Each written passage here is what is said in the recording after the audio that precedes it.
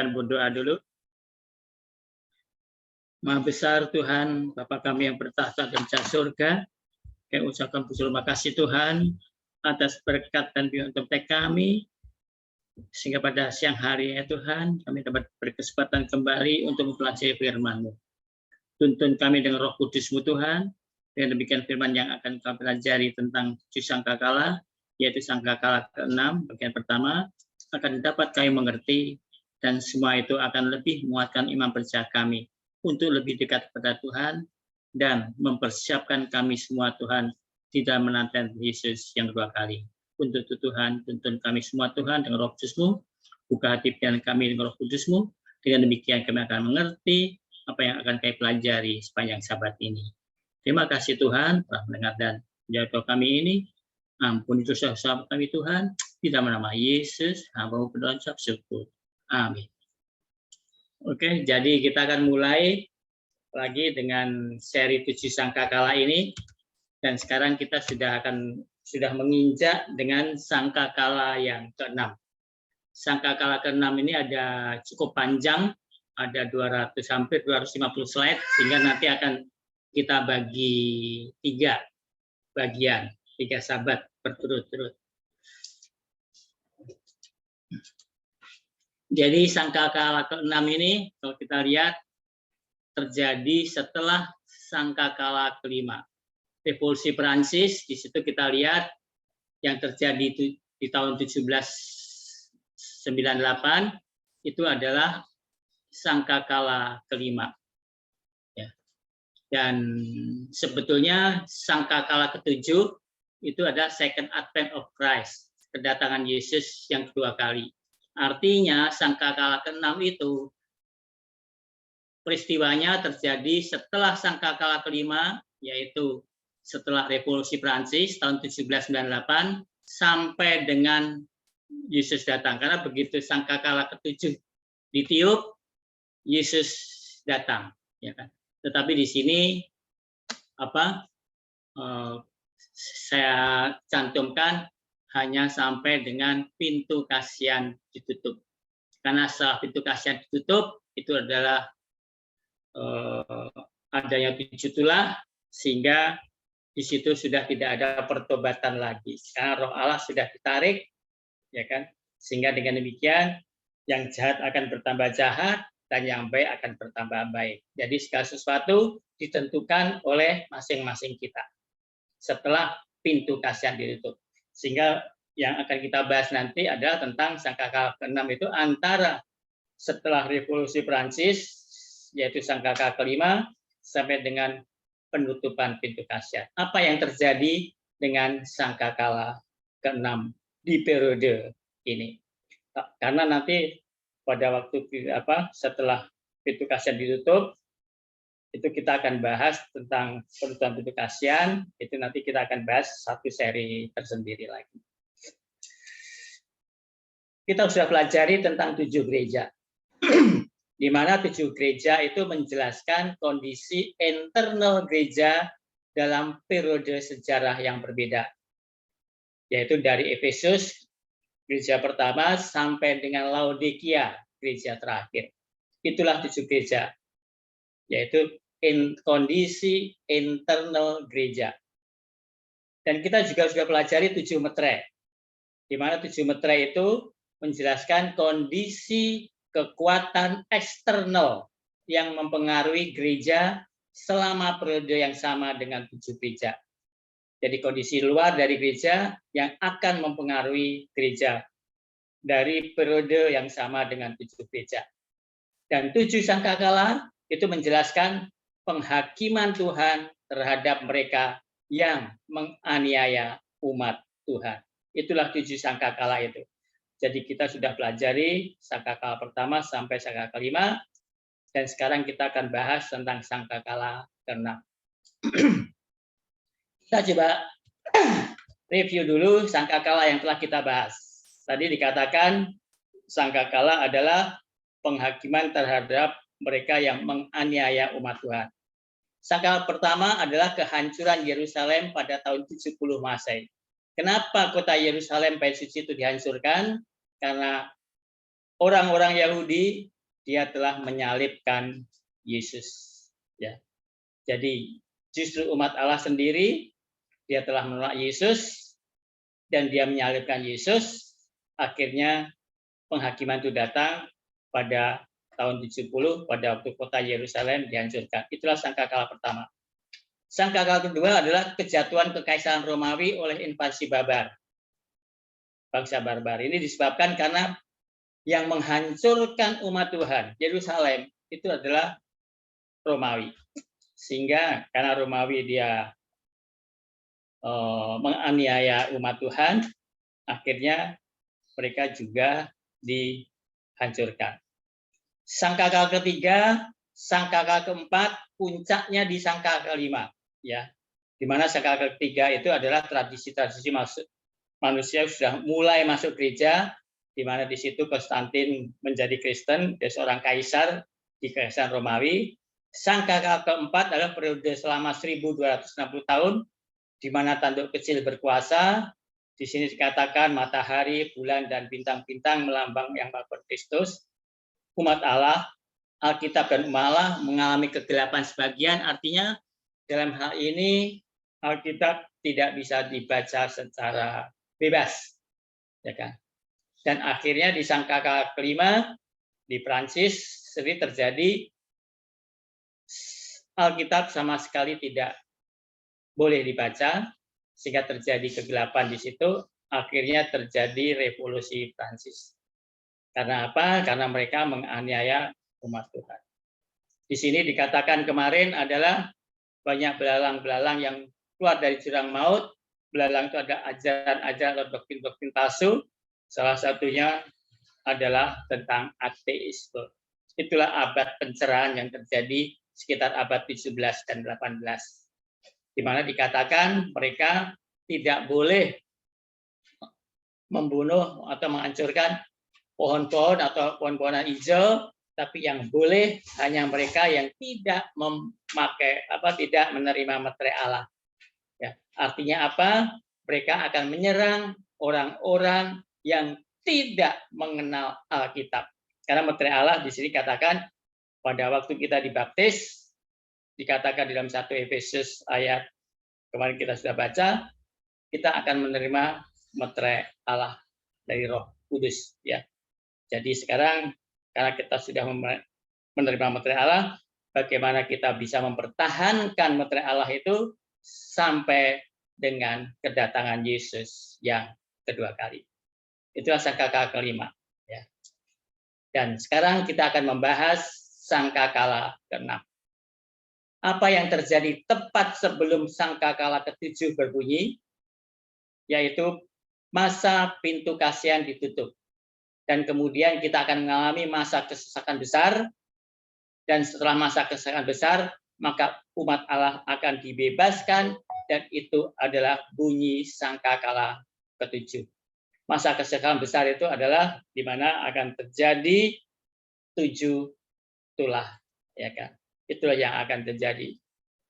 Dan masa kesesakan besar itu akan terjadi, akan kita alami, sehingga kedatangan Yesus yang kedua kali itu adalah untuk membebaskan umat-umatnya dari kesesakan besar itu. Ya, itulah tujuan kedatangan Yesus yang kedua kali. Jadi kedatangan Yesus yang kedua kali bukan berarti seperti kondisinya normal-normal saja, tidak. Tapi Tuhan Yesus akan membebaskan umat-umatnya, ya kan? Yang sudah memakai, yang sudah menerima meterai Allah, karena penghakiman sudah selesai dan kesesakan akan terjadi pada mereka, maka Tuhan Yesus sendiri yang akan membebaskan. Itulah kedatangan Yesus yang kedua kali. Sangkakala kelima adalah peristiwa revolusi Prancis sampai ketika sangkakala ketujuh dibunyikan, yaitu Yesus datang yang kedua kali. Jadi sebelum sangkakala ketujuh berbunyi, jadi sebelum sangkakala ketujuh berbunyi, kita berada di sangkakala keenam. Ya. Jadi kita itu sekarang, zaman kita hidup itu kita ada di zaman sangkakala ke-6. Apa yang terjadi di sangkakala ke-6 itu kita akan bahas nanti ini. Dan sangkakala ke-6 harus antara peristiwa Revolusi Prancis, yaitu tahun 1798 Masehi sampai sebelum pintu kasihan ditutup. Sebetulnya memang sampai Yesus datang ya, karena sangkakala 7 ditiup Yesus akan datang, tapi di sini kita akan bahas sampai dengan sebelum pintu kasihan ditutup. Urutan ini sangat penting dan peristiwa ini begitu jelas dengan urutan yang telah kita bahas. Sangkakala ke-6 terjadi saat sangkakala ke-5 dibunyikan, yaitu peristiwa Revolusi Prancis, dan mencapai puncaknya dengan penahanan Paus pada tahun 1798 Masehi. Dan ketika sangkakala ke-7 akan dibunyikan, yang merupakan penutupan masa pintu kasihan. Jadi sangkakala ke-7 akan dibunyikan, ya kan? Belum dibunyikan. Karena kalau sudah dibunyikan, berarti Yesus sudah datang. Ya, jadi sangkakala ke-7 akan dibunyikan, yang merupakan penutupan masa pintu kasihan. Belum dibunyikan. Kapan itu tidak ada yang tahu, ya kan? Jadi peristiwa sangkakala ke-6 adalah dari tahun 1798 Masehi sampai dengan penutupan pintu kasihan, dan itu juga mulai ketika buku kecil dibuka, yaitu kitab Wahyu pasal 10. Nanti setelah sangkakala ke-6 ini selesai, kita akan bahas tentang kitab Wahyu pasal 10. Cukup panjang nanti pembahasan kitab Wahyu pasal 10, karena itu akan kita mulai dengan kitab Daniel. Karena dalam kitab Wahyu pasal 10 yang kitab terbuka, judul perikopnya kitab terbuka, itu adalah dari kitab Daniel. Ya kan? Sekarang kita akan lihat sedikit lebih detail kitab Wahyu pasal 8 ayat 12 memberitahu kita. Jadi nanti di dalam kitab Wahyu ini kita juga akan mempelajari struktur dari kitab Wahyu. Ya kan? Jadi kitab Wahyu kita tidak hanya mempelajari tentang lambang-lambang saja, tetapi struktur dari kitab Wahyu kita bahas juga supaya secara urutan peristiwa kita bisa tahu, ya kan? Karena kalau hanya lambang-lambang agak susah. Jadi memang kitab Wahyu memang cukup susah untuk dipelajari dalam hal ini. Kita baca Wahyu 8 ayat 12. Lalu malaikat yang keempat. Jadi ini adalah sangkakala keempat. Lalu malaikat yang keempat meniup sangkakalanya, dan terpukullah sepertiga dari matahari, dan sepertiga dari bulan, dan sepertiga dari bintang-bintang, sehingga sepertiga daripadanya menjadi gelap, dan sepertiga dari siang hari tidak terang, dan demikian juga malam hari. Jadi dalam sangkakala keempat, yang merupakan periode kekuasaan tanduk kecil, atau kekuasaan binatang yang keluar dari laut selama 1260 tahun, kemudian di ayat 13, yaitu Wahyu 8 ayat 13, kita memiliki pengumuman 3 celaka. Ya. Jadi kita lihat di situ pada waktu sangkakala keempat ditiup, maka pada waktu setelah itu di Wahyu 8 ayat 13 kita akan mendapat pengumuman tentang 3 celaka. Kita baca Wahyu 8 ayat 13. Lalu aku melihat, aku mendengar seekor burung nasar terbang di tengah langit dan berkata dengan suara nyaring, celaka, celaka, celakalah mereka yang diam di atas bumi, oleh karena bunyi sangkakala ketiga malaikat lain yang masih akan meniup sangkakalanya.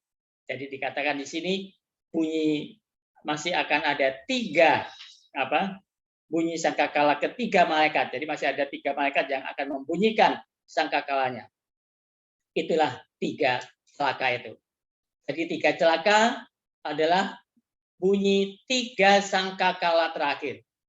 Celaka pertama adalah sangkakala ke-5, celaka kedua adalah sangkakala ke-6, dan celaka ketiga adalah sangkakala ke-7. Sehingga sangkakala ke-5, ke-6, dan ke-7 adalah 3 celaka. Dan mereka mengikuti sangkakala keempat yang terjadi pada periode kekuasaan tanduk kecil. Kitab Wahyu pasal 9 ayat 1 sampai 11 itu adalah sangkakala kelima. Kita sudah bahas ini ya. Kitab Wahyu pasal 9 ayat 1 sampai 11 itu adalah sangkakala kelima. Sangkakala kelima adalah terjadinya peristiwa revolusi Prancis dan itu adalah celaka pertama. Kita tahu karena dalam kitab Wahyu pasal 9 dan ayat 12 waktu sangkakala kelima berakhir dikatakan satu celaka sudah lewat. Ya. Jadi dikatakan sangkakala kelima itu adalah celaka pertama karena dikatakan di Wahyu 9 ayat 12 ketika sangkakala kelima berakhir dikatakan satu celaka sudah lewat. Kita baca Wahyu 9 ayat 12. Celaka yang pertama sudah lewat. Sekarang akan menyusul dua celaka lagi. Jadi tadi dikatakan Wahyu 9 ayat 1 sampai 11 itu adalah sangkakala kelima dan Wahyu 9 ayat 12 dikatakan celaka yang pertama sudah lewat, artinya sangkakala kelima itu adalah celaka yang pertama. Jadi masih dua celaka lagi datang setelah sangkakala kelima. Jadi Wahyu 9 ayat 1 sampai 11 adalah sangkakala kelima, terjadi peristiwa revolusi Prancis dan itu adalah celaka pertama. Ya. Jadi pada waktu belalang keluar dari jurang maut itu bukan karena gerakan-gerakan yang lain, tapi itu adalah abad pencerahan di mana setan mengajarkan doktrin-doktrin palsu. Salah satunya adalah doktrin-doktrin ajaran-ajaran yang dibuat oleh manusia dan itu hanya terkena kepada mereka yang tidak pernah belajar Alkitab. Karena yang belajar Alkitab dan dibaptis, maka mereka sudah menerima materai Allah. Sehingga yang belum pernah baca Alkitab, belum pernah dibaptis, dia belum pernah menerima materai Allah, sehingga mereka lah yang akan terkena imbas dari ajaran-ajaran tersebut. Sekarang kitab Wahyu 9, pasal 9 ayat 13 sampai 21 itu adalah sangkakala ke-6. Dan kita akan melihat bahwa sangkakala ke-6 menggambarkan pengumpulan orang jahat untuk menyerang umat Allah di akhir zaman. Ya. Jadi kitab Wahyu pasal 9 ayat 13 ayat 21 itu adalah sangkakala ke-6 dan itu adalah menggambarkan pengumpulan orang jahat untuk menyerang umat Allah di akhir zaman.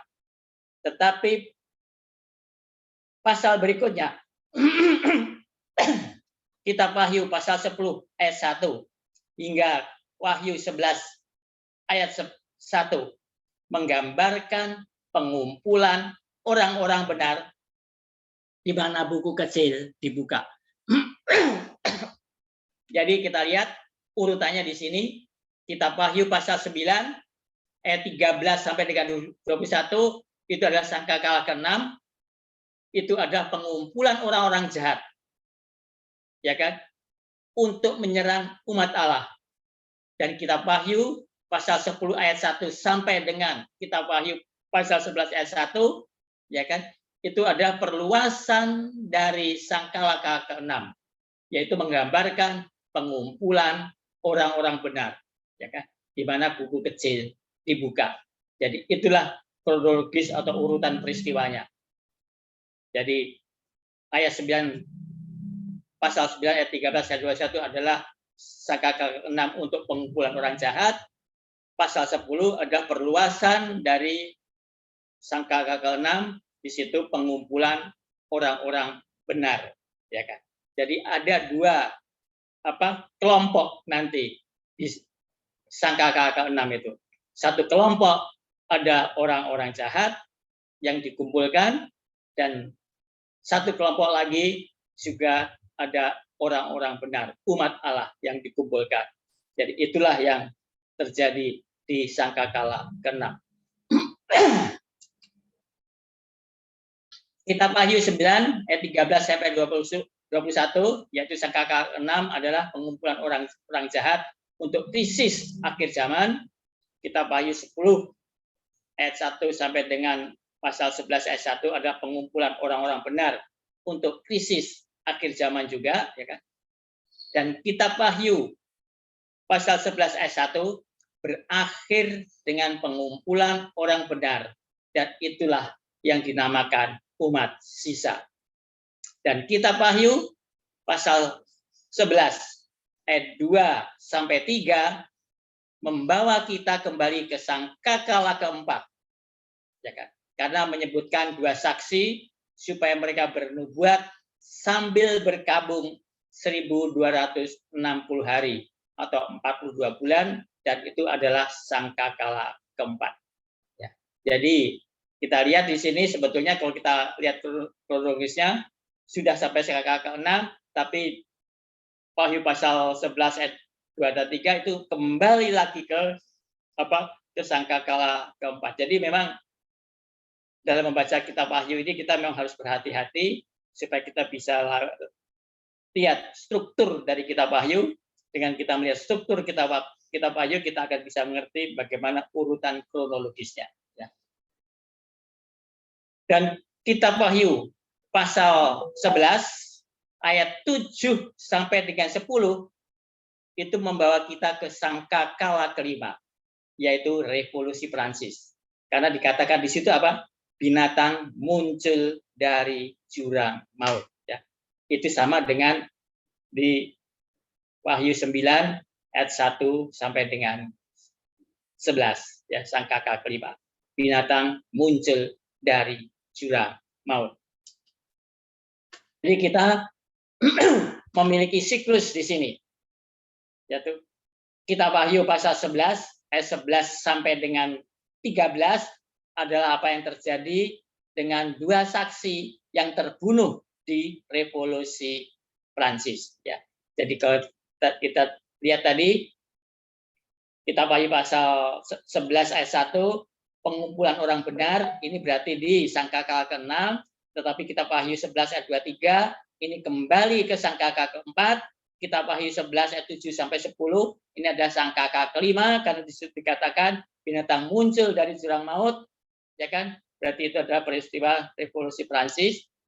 Dan kitab Wahyu pasal 11 ayat 11 sampai 13 adalah apa yang terjadi dengan dua saksi yang terbunuh di revolusi Prancis. Kembali lagi. Tapi mereka bangkit dan kita memiliki umat sisa bahwa mereka yang takut akan Tuhan dan memuliakannya. Jadi kitab Wahyu pasal 11 ayat 11 sampai dengan 13 sekali lagi ada dengan umat sisa. Dan kitab Wahyu pasal 11 ayat 14 setelah kita memiliki pandangan tentang orang fasik dan kita memiliki pandangan tentang orang benar, maka dalam Wahyu 11 ayat 14 dikatakan celaka kedua sudah lewat. Lihatlah, celaka yang ketiga segera menyusul. Jadi celaka kedua adalah sangkakala ke-6. Pengumpulan orang fasik untuk serangan terakhir pada umat Tuhan. Sekarang kitab Wahyu pasal 10 itu menggambarkan pengumpulan orang benar sebagai pasukan yang lain untuk menghadapi musuh. Dan kitab Wahyu pasal 12 ayat 1 sampai dengan 5 dikatakan di situ seorang wanita yang berselubungkan matahari, dia memiliki bulan di bawah kakinya dan dia memiliki sebuah mahkota dan 12 bintang di atas kepalanya. Dan ada seekor naga yang ingin membunuh seorang anak yang akan lahir dari perempuan itu. Perempuan itu melambangkan gereja Perjanjian Lama. Kenapa kok dikatakan gereja Perjanjian Lama? Karena anak itu belum lahir. Anak itu adalah Yesus. Ya. Jadi sebelum Yesus berarti ada gereja, yaitu gereja Perjanjian Lama. Kita belum memiliki gereja Perjanjian Baru sebelum anak itu lahir atau Yesus itu lahir. Apakah wanita itu ada 10 anak itu? Ya, ada. Begitu juga gereja Perjanjian Lama. Yang mendirikan gereja Perjanjian Lama adalah 12 anak Yakub. Itulah sebabnya kita memiliki mahkota dengan 12 bintang. Dan yang mendirikan gereja Perjanjian Baru adalah 12 murid yang dipilih Yesus. Jadi sebetulnya tugas gereja Perjanjian Lama, tugas bangsa Israel, ya kan, 12 anak Yakub tersebut adalah untuk memberitakan bahwa Mesias akan datang. Itulah tugas mereka, bangsa Israel, gereja Perjanjian Lama. Tapi mereka gagal, ya kan? Dan tugas dari gereja Perjanjian Baru, gereja sekarang ini adalah memberitakan bahwa Yesus telah datang dan akan datang lagi untuk menjemput kita, ya. Dia datang nanti sebagai juru selamat. Sehingga kalau kita percaya dengan Yesus, tidak binasa, melainkan beroleh hidup yang kekal. Itulah sebetulnya bedanya Perjanjian Lama dan Perjanjian Baru. Perjanjian Lama, bangsa Israel, atau dikatakan juga gereja Perjanjian Lama, dia harus memberitakan bahwa Yesus atau Mesias akan datang, tapi gereja Perjanjian Baru memberitakan bahwa Yesus telah datang. Ya kan? Dia datang untuk membebaskan kita dari perbudakan dosa. Itulah tujuan dari gereja Perjanjian Baru. Jadi wanita itu kemudian melarikan diri ke padang gurun, begitu juga gereja Perjanjian Baru. Berapa banyak gereja yang Tuhan miliki dalam sejarah? Hanya ada satu gereja sepanjang sejarah, yaitu yang disebut umat Allah. Mereka adalah menuruti perintah Allah dan mempunyai kesaksian Yesus. Jadi gereja yang benar, umat Allah yang benar, itu adalah mereka yang menuruti perintah Allah dan mempunyai kesaksian Yesus. Kitab Wahyu pasal 12 membawa kita kembali ke waktu ketika Yesus lahir dan kemudian pindah, ya kan? Jadi pertama kembali ke Yesus lahir, tapi kemudian pindah ke sangkakala keempat.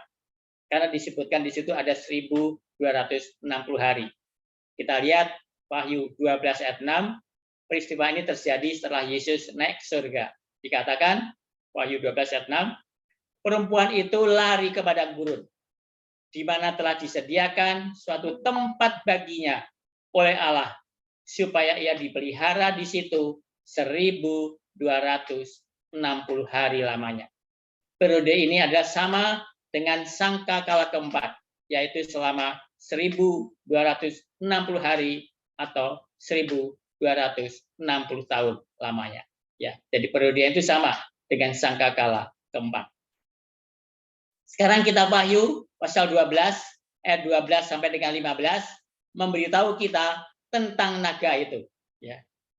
Dikatakan di sini Wahyu 12 ayat 13 sampai 15, dan ketika naga itu sadar bahwa ia telah dilemparkan di atas bumi, ia memburu perempuan yang melahirkan anak laki-laki itu. Kepada perempuan itu diberikan kedua sayap dari burung nasar yang besar, supaya ia terbang ke tempatnya di padang gurun, di mana ia dipelihara jauh dari tempat ular itu selama 1 masa dan 2 masa dan setengah masa. Jadi tahap selanjutnya, setelah Romawi mencoba untuk membunuh anak itu atau membunuh Yesus, tetapi anak itu lolos dan pergi ke tahta Allah, adalah sangkakala keempat yang terjadi. Karena dikatakan di situ 1 masa dan 2 masa dan setengah masa. Artinya 3,5 tahun. 3,5 tahun kalau kita kalikan 30 hari kali 12, ya kan, 3,5 tahun. 1 tahun kan 360 hari. Jadi kalau 3,5 tahun dikalikan 360 hari itu sama dengan 1260 1260 hari atau 1260 tahun. Ayat 15, lalu ular itu menyemburkan dari mulutnya air sebesar sungai ke arah perempuan itu supaya ia dihanyutkan sungai itu, ya. Di sini disebutkan air, ya kan, yang sebesar sungai ke arah perempuan itu, ya kan. Perempuan itu adalah gereja, supaya ia dihanyutkan sungai itu, ya.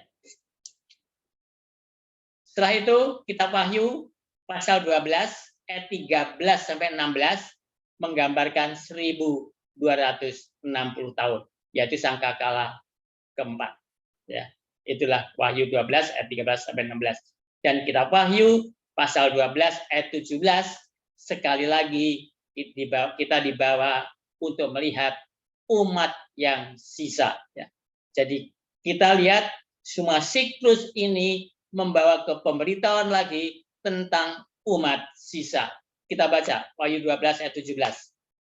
Maka marahlah naga itu kepada perempuan itu, lalu pergi memerangi keturunannya yang lain yang menuruti hukum-hukum Allah dan memiliki kesaksian Yesus. Ini sama dengan sangkakala kelima, di mana ada kumpulan yang datang dari jurang maut, ya kan? Dan kita tahu mereka sedang dipimpin oleh setan. Siapa itu? Dikatakan di sini, marahlah naga itu kepada perempuan itu. Itulah yang diidentikan dengan kumpulan orang-orang yang datang dari jurang maut, ya. Dan mereka dipimpin oleh setan. Jadi kita melihat bahwa struktur kitab Wahyu itu cukup rumit. Maksudnya adalah kita tidak hanya mempelajari sibul, dan kita tahu bahwa hanya membaca ayat-ayat, kita harus melihat bagaimana kitab Wahyu disusun.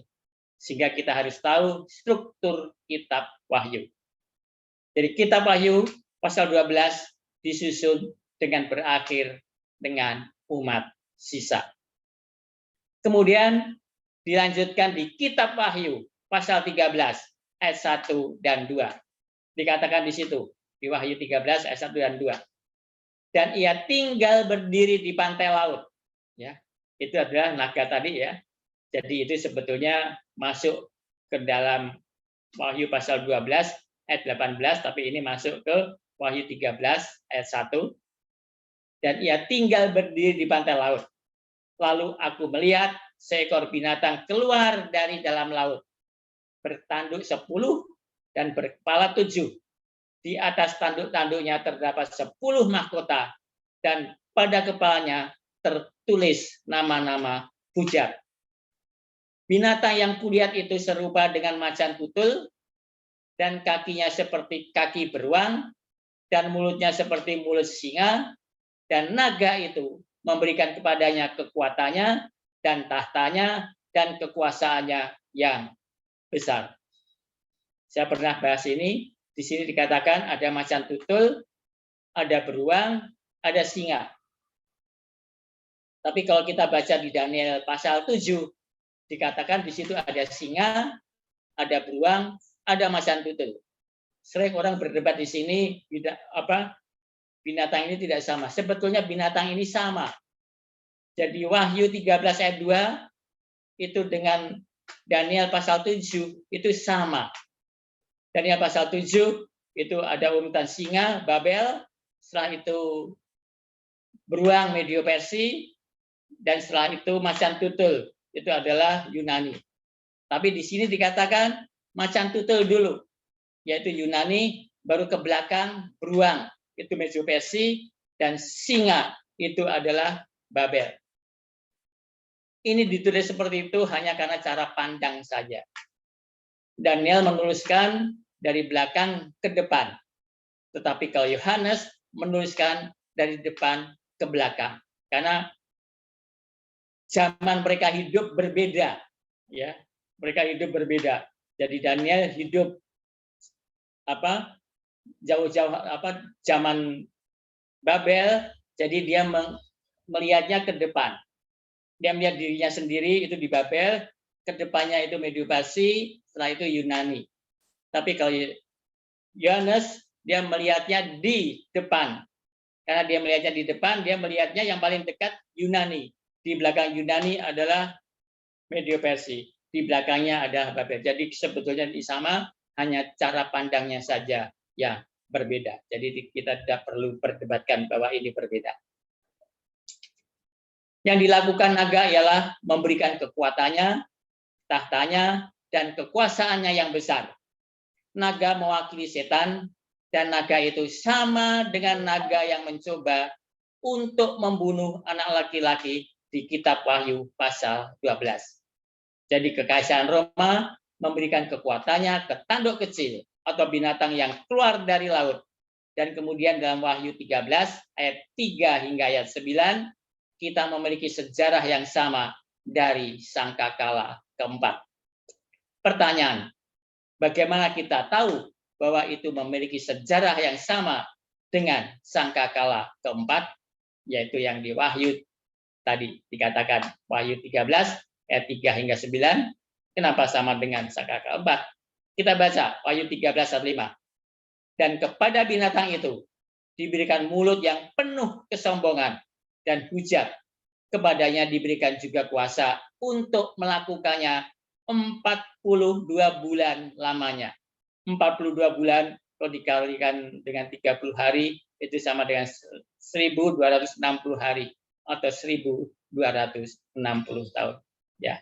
Jadi ini adalah periode sangkakala keempat. Dikatakan kuasa itu berkuasa 42 bulan itu sama dengan 1260 hari, sama dengan 1260 tahun, dan itu adalah periode sangkakala keempat. Apa yang kita harapkan dengan sangkakala kelima?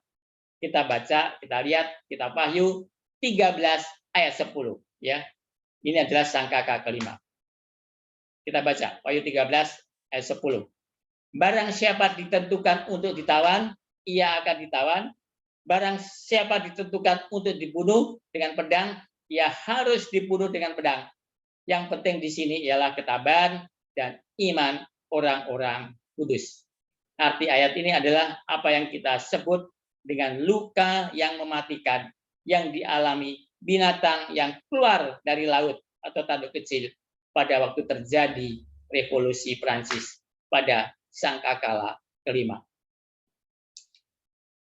Sekarang kita perhatikan bahwa kita memiliki gambar musuh pada akhir zaman ini, yaitu binatang yang keluar dari dalam bumi. Memiliki dua tanduk seperti anak domba, tetapi dia berbicara seperti naga. Kita baca Wahyu 13 ayat 11. Dan aku melihat seekor binatang lain keluar dari dalam bumi dan bertanduk dua sama seperti anak domba, dan ia berbicara seperti seekor naga. Peristiwa ini terjadi selama periode sangkakala ke-6. Pertanyaannya adalah bagaimana kita tahu bahwa periode ini adalah sangkakala ke-6? Karena kita baru saja membaca di Wahyu 13 ayat 10 tentang sangkakala kelima. Dan itu adalah peristiwa revolusi Prancis dan luka yang mematikan yang dialami tanduk kecil atau binatang yang keluar dari dalam laut. Itu adalah peristiwa di sangkakala kelima. Sehingga dengan demikian di Wahyu 13 ayat 11 itu adalah kelanjutan dari Wahyu 13 ayat 10. Itu artinya Wahyu 13 ayat 11 binatang yang keluar dari dalam bumi itu adalah terjadi pada waktu sangkakala ke-6. Jadi ini menggambarkan dengan apa yang terjadi selama periode sangkakala ke-6. Kemudian setelah itu ada gambaran di mana orang jahat yang akan mencoba menghancurkan umat Tuhan. Kita baca Wahyu 13 ayat 14 sampai 15. Ia menyesatkan mereka yang diam di bumi dengan tanda-tanda yang telah diberikan kepadanya untuk dilakukannya di depan mata binatang itu. Dan ia menyuruh mereka yang diam di bumi supaya mereka mendirikan patung untuk menghormati binatang yang luka oleh pedang namun yang tetap hidup itu. Dan kepadanya diberikan kuasa untuk memberikan nyawa kepada patung binatang itu, sehingga patung binatang itu berbicara juga dan bertindak begitu rupa, sehingga semua orang yang tidak menyembah patung binatang itu dibunuh. Ya, ini adalah gambaran di mana orang yang jahat, orang jahat yang akan mencoba menghancurkan umat Tuhan. Ya, katakan sini, sehingga semua orang yang tidak menyembah patung binatang itu akan dibunuh. Ya. Jadi kalau kita lihat di sini di Wahyu 13, 14, 15, di sini adalah bagaimana gambaran orang-orang jahat, ya kan, yang akan mencoba menghancurkan umat Tuhan di sangkakala ke-6. Sekarang kitab Wahyu pasal 14 ayat 1 sampai dengan 5. Kita perlu kita ketahui bahwa kitab Wahyu 14 ayat 1 sampai dengan 5 termasuk dalam kitab Wahyu pasal 13. Dan itu ada klimaks dari Wahyu pasal 13. Ya. Saya ulang lagi, kitab Wahyu pasal 14 ayat 1 sampai dengan 5 itu masuk ke dalam kitab Wahyu pasal 13. Dan kitab Wahyu pasal 14 ayat 1 sampai 5 itu adalah klimaks dari Wahyu pasal 13. Pertanyaannya, bagaimana kita tahu? Ya. Karena ketika Wahyu 13 berakhir, kita menemukan bahwa binatang yang keluar dari bumi ini melarang untuk berjual beli. Kita baca Wahyu 13 ayat 17. Dan tidak seorang pun yang dapat membeli atau menjual selain daripada mereka yang memakai tanda itu, yaitu nama binatang itu atau bilangan namanya. Ya. Jadi kalau tidak ada yang kalau yang tidak memakai tanda binatang itu, maka orang tersebut tidak dapat membeli atau menjual. Ya. Itulah yang akan terjadi. Jadi dia atau binatang itu memberikan tanda dari binatang itu. Dia membunuh mereka yang tidak menyembah patung binatang itu. Sehingga setelah kitab Wahyu pasal 13 berakhir, kita berkata, apakah ada orang yang setia? Ya kan? Apakah semua orang itu memakai tanda binatang itu? Menerima tanda binatang itu karena dia menyembah patung binatang itu? Apakah seperti itu? Ya kan? Jadi apakah ada orang yang setia? Apakah semua orang mengikuti binatang, menyembah patung binatang dan menerima tandanya? Jawabannya terdapat di Wahyu 14 ayat 1 sampai dengan 5, di mana akan ada kelompok yang menang. Itulah kelompok dari 144.000 orang. Jadi seluruh siklus ini berakhir dengan adanya umat sisa, yaitu umat Tuhan. Kemudian kita ke siklus berikutnya, yaitu kitab Wahyu pasal 14 ayat 6 sampai dengan 12. Ya, kita lihat. Kitab Wahyu pasal 14 ayat 6 sampai 12 membawa kita kembali ke masa ketika pekabaran 3 malaikat dikumandangkan untuk mengumpulkan umat Tuhan di pihak Tuhan. Itulah pekabaran 3 malaikat itu yang terdapat di dalam kitab Wahyu pasal 14 ayat 6 sampai 12. Ya. Jadi itu adalah pekabaran 3 malaikat yang dikumandangkan untuk mengumpulkan umat Tuhan di pihak Tuhan. Tujuan dari pekabaran 3 malaikat adalah untuk mengumpulkan sebanyak mungkin orang di dunia ini di pihak Tuhan. Jadi kitab Wahyu pasal 14, yaitu pekabaran 3 malaikat, adalah dimulainya sangkakala ke-6. Ya. Kita baru saja melihat gambaran orang jahat, sekarang ada gambaran orang benar. Sehingga kita memiliki sangkakala ke-6, yaitu pengumpulan orang benar untuk pertempuran terakhir. Dan siapa yang harus mengabarkan itu? yang mengembarkan adalah gereja yang benar, umat Tuhan. Jangan mengharap kita melihat di langit nanti malaikat-malaikat berterbangan dengan berteriak-teriak mengumandangkan takutlah akan Allah, ya kan? Bukan seperti itu. Kita umat Tuhan yang harus mengabarkan pekabaran 3 malaikat ini. Memang pekabaran ini sangat berat, tapi kita harus tahu, kita harus pelajari, kita harus dalami, sehingga kita harus bisa kabarkan kepada semua orang. Apa maksud dari pekabaran 3 malaikat ini? Pekabaran 3 malaikat adalah untuk mengumpulkan orang-orang di dunia ini ke pihak Tuhan. Itulah tujuan pekabaran 3 malaikat. Karena setan pun juga sekarang ini juga sedang berusaha mengumpulkan orang-orang di dunia ini untuk berkumpul di pihaknya setan. Jadi kita juga harus mengumandangkan pekabaran 3 malaikat ini untuk mengumpulkan orang-orang di dunia ini berkumpul di pihak Tuhan. Itulah tugas dari umat Tuhan. Jadi kita setelah itu pekabaran 3 malaikat sampai 12 selesai, dikatakan di kitab Wahyu pasal 14 ayat 14 sampai 19, kita memiliki penutupan pintu kasih. Jadi setelah pekabaran 3 malaikat selesai, maka akan terjadi penutupan pintu kasih. Apa yang dimaksud dengan penutupan pintu kasihan? Dikatakan Yesus terlihat duduk di atas awan dengan sabit di tangannya. Ya, ini bisa kita baca dalam Wahyu 14 ayat 14. Artinya apa? Artinya Yesus sudah selesai melakukan penghakiman. Dia sudah berdiri. Dia sudah melepaskan jubah keimamatanya. Dia memakai jubah kebesarannya, mahkota sebagai raja, ya kan?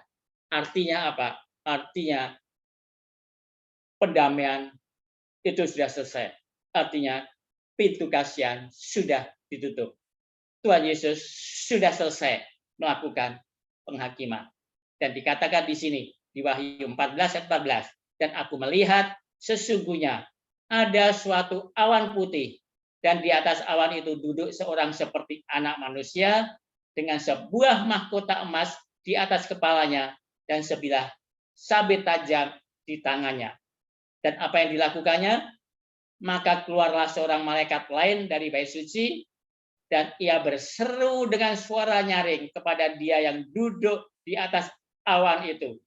Ayunkanlah sabitmu itu dan tuailah, karena sudah tiba saatnya untuk menuai, sebab tuaian di bumi sudah masak. Ayat 16, dan ia yang duduk di atas awan itu mengayunkan sabitnya ke atas bumi, dan bumi pun dituailah. Dia akan menuai bumi. Jadi pertama-tama dia menuai orang benar. Jadi tuaian bumi itu disebut juga adalah orang benar, ya kan? Umat Allah. Kemudian dia menuai orang jahat dan melempar orang jahat ke dalam pemerasan anggur. Kita baca Wahyu 14 ayat 18 sampai dengan 19. Dan seorang malaikat lain datang dari mezbah. Ia berkuasa atas api, dan ia berseru dengan suara nyaring kepada malaikat yang memegang sabit tajam itu. Katanya, ayunkanlah sabitmu yang tajam itu, dan potonglah buah-buah pohon anggur di bumi, karena buahnya sudah masak. Lalu malaikat itu mengayunkan sabitnya ke atas bumi, dan memotong buah pohon anggur di bumi, dan melemparkannya ke dalam kilangan besar, yaitu murka Allah. Jadi ini berbicara tentang pekerjaan pemisahan, yaitu penghakiman. Sehingga sangkakala ke-6 adalah peristiwa penghakiman. Jadi setelah semua orang dibagi menjadi 2 kelompok, maka yang terjadi adalah pintu kasihan ditutup. Jadi setelah Yesus selesai mengadakan penghakiman, maka dia berdiri, pintu kasihan ditutup. Kemudian kita lihat di Wahyu 14 ayat 20, kita memiliki detail yang sangat menarik, yaitu setelah pepisahan. Dan buah anggur itu dikilang di luar kota, ya kan? King James Version menyatakan, and the winepress was trodden without the city, atau di dalam bahasa Indonesianya, saya terjemahin aja lewat Google Translate, ya. Dan buah anggur itu di pemeras anggur diinjak-injak di luar kota. Dan dari kilangan itu mengalir darah, tingginya sampai ke kekang kuda dan jauhnya 200 mil. Ya, itulah detail yang ada di Wahyu pasal 14 ayat 20. Buah-buah anggur dikilang melambangkan orang yang tidak menerima pekabaran 3 malaikat.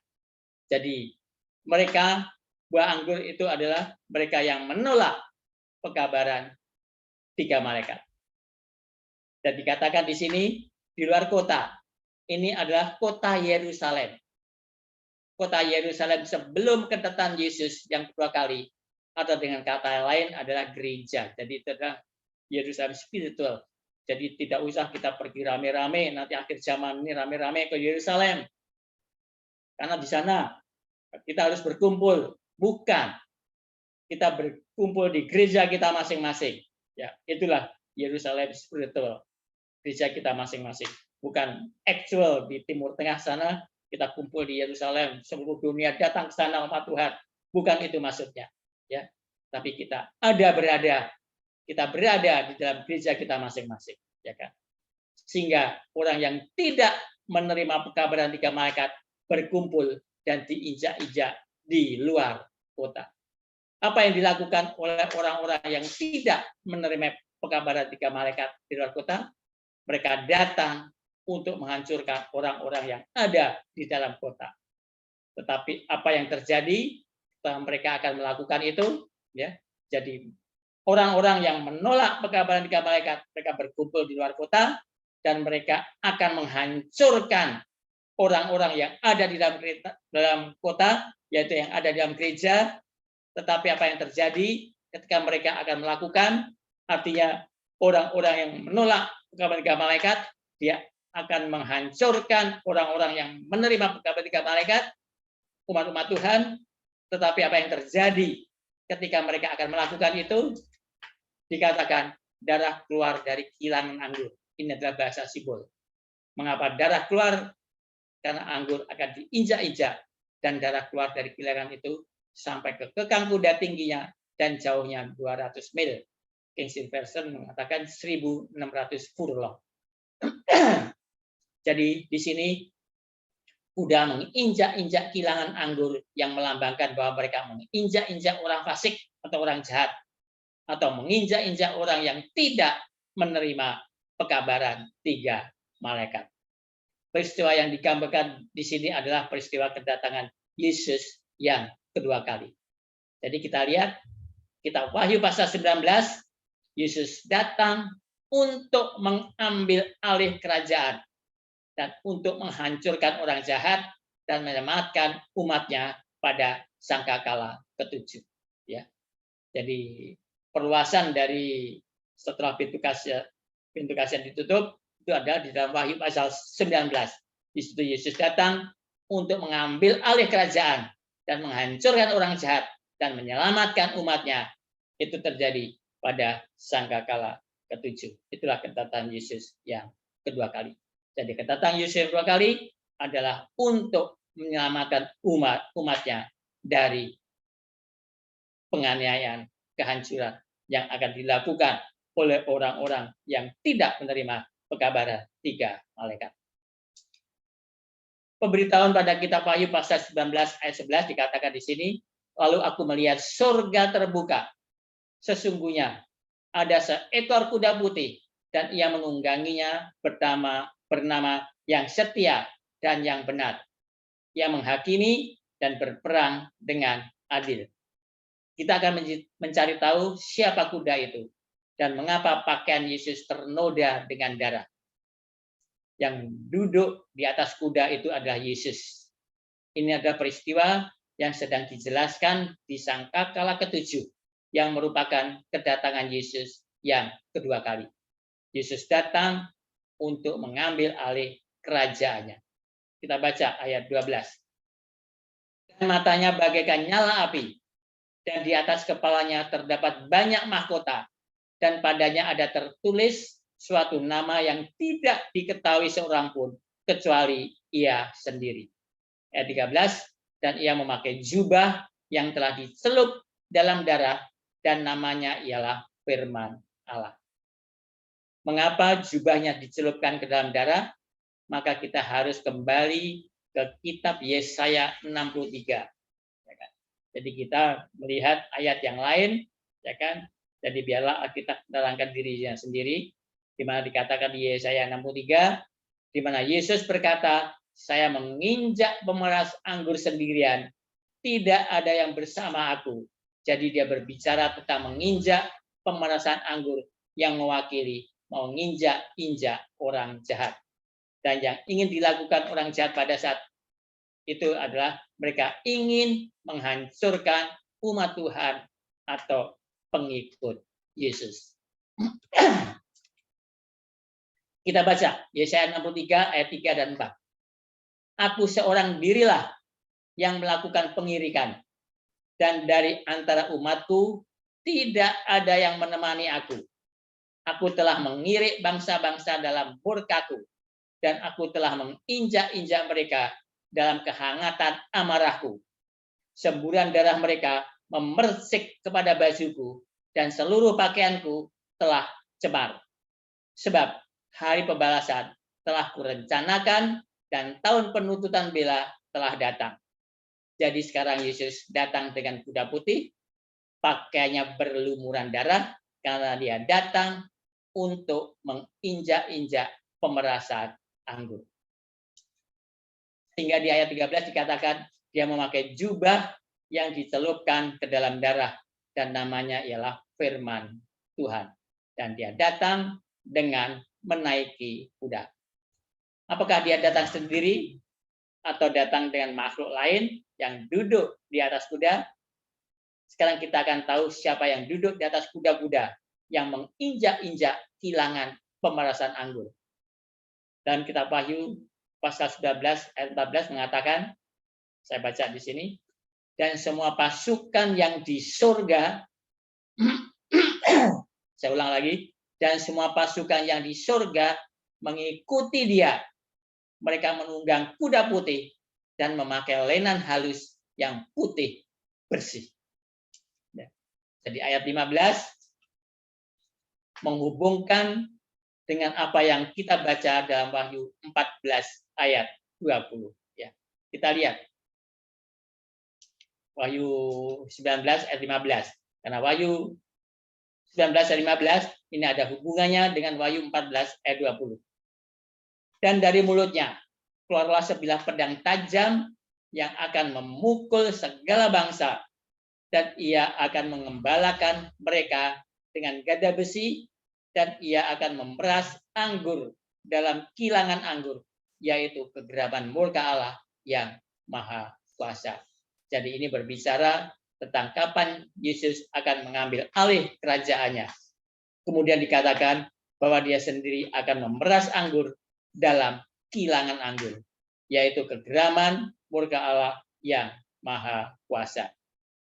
Begitu juga bagian ini berisi pengumpulan orang-orang benar selama sangkakala ke-6, yaitu mereka yang menerima pekabaran 3 malaikat. Demikian juga akan ada kelompok orang yang menolak pekabaran 3 malaikat. Sehingga setelah pekabaran 3 malaikat dikumandangkan, maka akan ada 2 kelompok. Satu kelompok menerima pekabaran 3 malaikat, dan kelompok yang lain menolak pekabaran 3 malaikat. Dan akibatnya yang terjadi di penghakiman dengan keputusan yang dibuat akan terjadi 2 kelompok.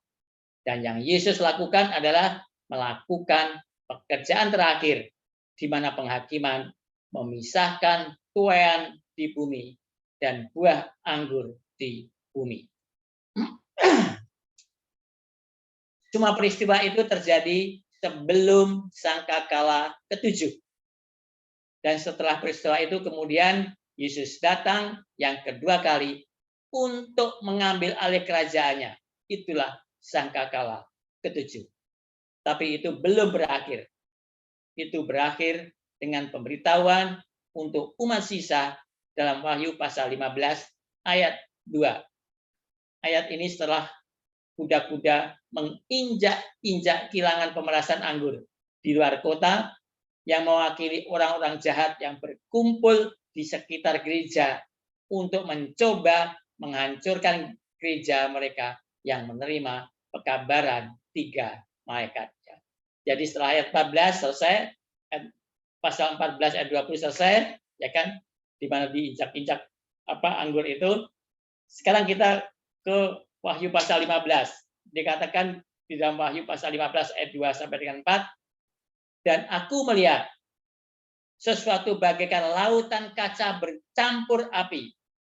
Dan di tepi lautan kaca itu berdiri orang-orang yang telah mengalahkan binatang itu dan patungnya dan bilangan namanya. Pada mereka ada kecapi Allah. Dan mereka menyanyikan nyanyian Musa, hamba Allah, dan nyanyian anak domba.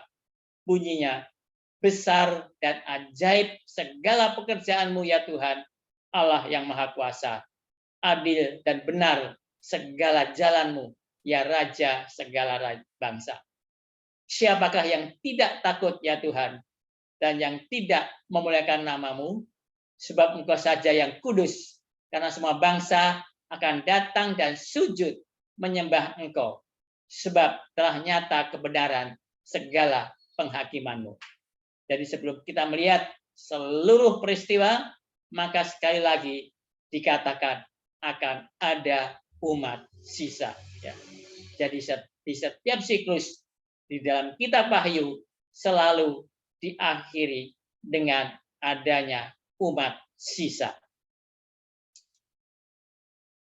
Ini bisa kita lihat di dalam Wahyu 10 ayat 1 sampai dengan 3, Wahyu 11 ayat 1, Wahyu 11 ayat 11 sampai 13, Wahyu 12 ayat 17, dan Wahyu 14 ayat 1 sampai dengan 5, dan Wahyu 15 ayat 1 sampai dengan 4 yang baru kita baca tadi.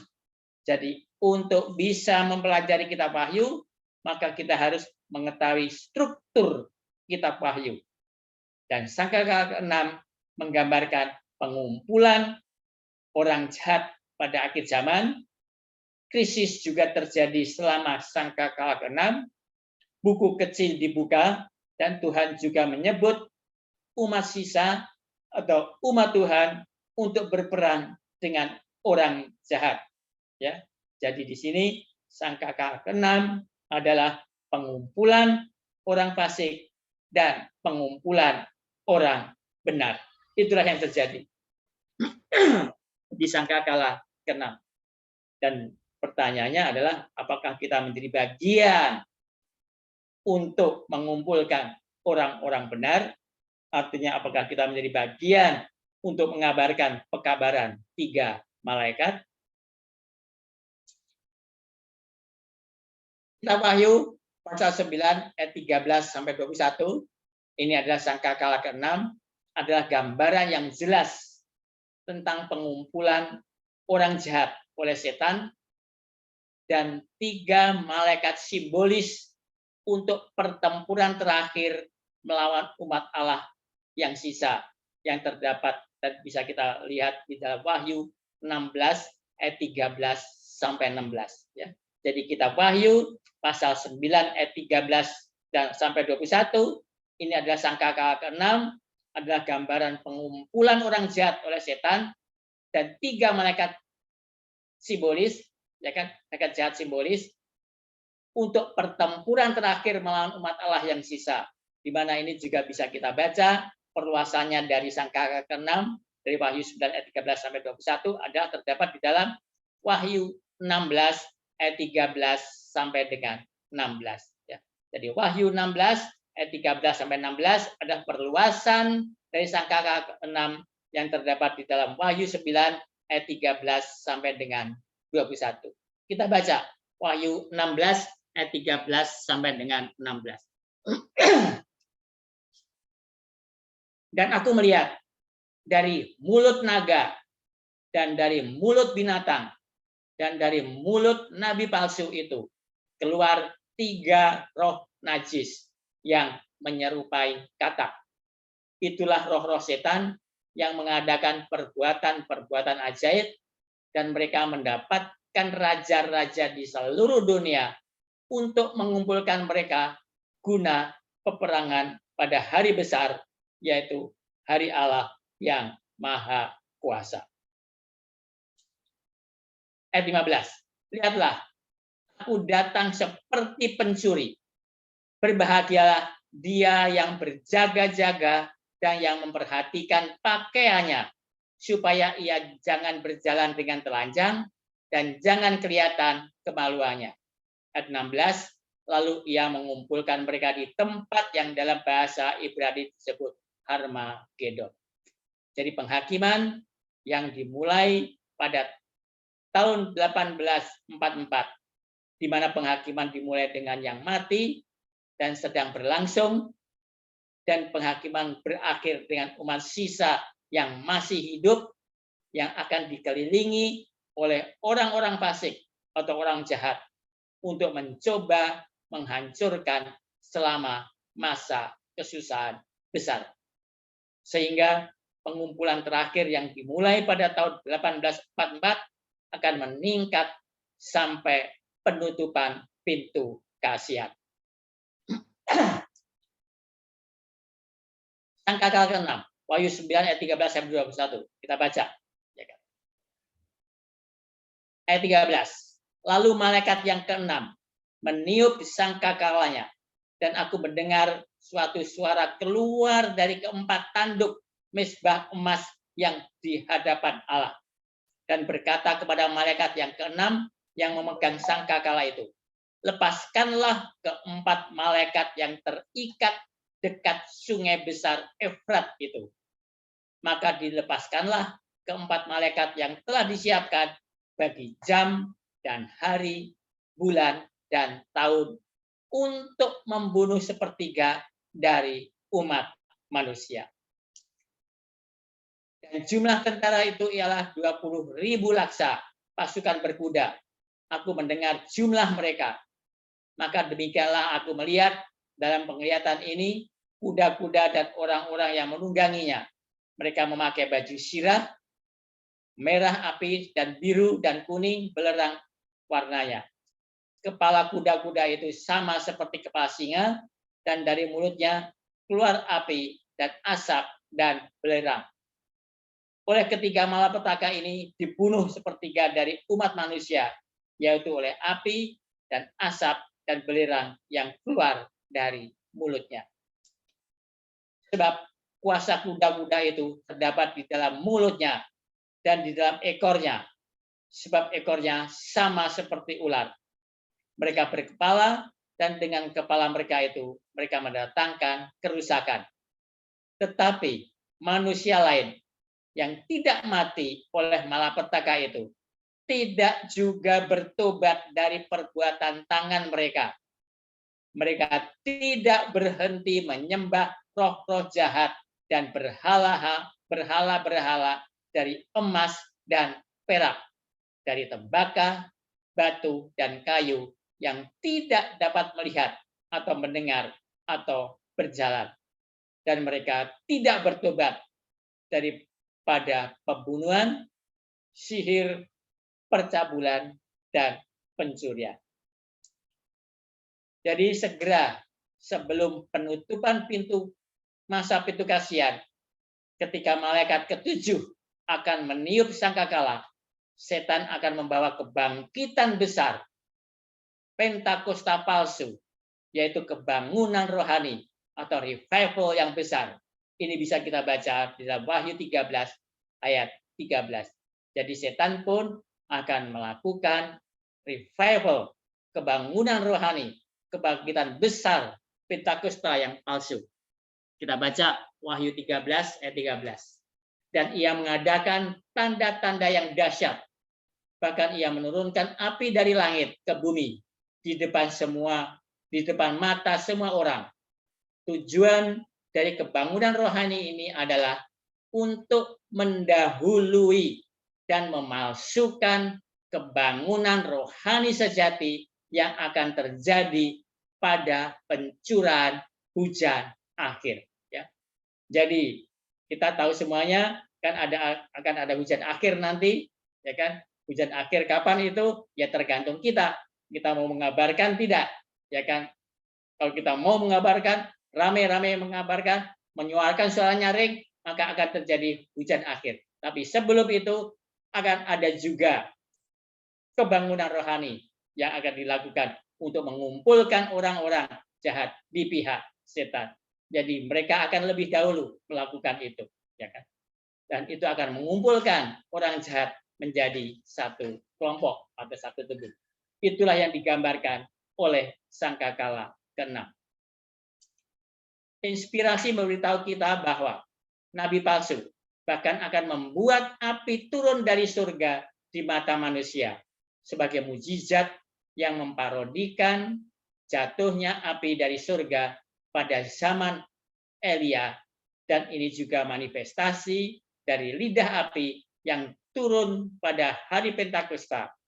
Itu adalah Pentakosta palsu, dengan kata lain, ya kan.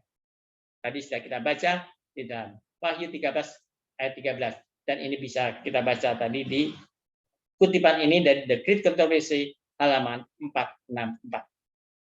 Jadi kitab Wahyu pasal 9 ayat 13 sampai 21 itu adalah pengumpulan orang jahat selama sangkakala ke-6.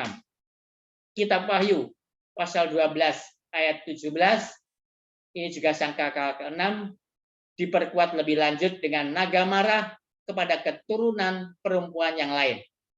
Dan kitab Wahyu pasal 13 ayat 11 sampai 18 ini nabi palsu menganiaya umat Tuhan. Dan kitab Wahyu pasal 14 ayat 18 sampai 20 orang fasik berkumpul di sekitar kota Yerusalem atau gereja untuk menghancurkan umat Tuhan. Demikian juga dalam Wahyu 16 ayat 13 sampai dengan 16. Ya, sama. Wahyu 16 ayat 13 dan 16 itu adalah sama dengan Wahyu 14 ayat 18 sampai dengan 20.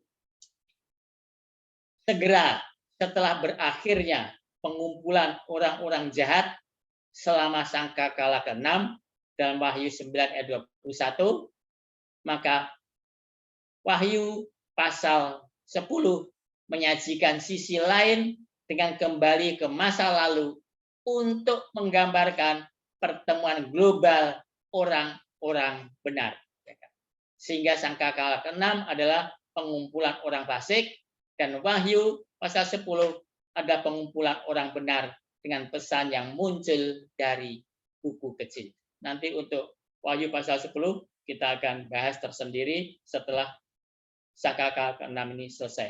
Karena cukup panjang Wahyu pasal 10 ini. Karena kita harus mulai dari kitab Daniel.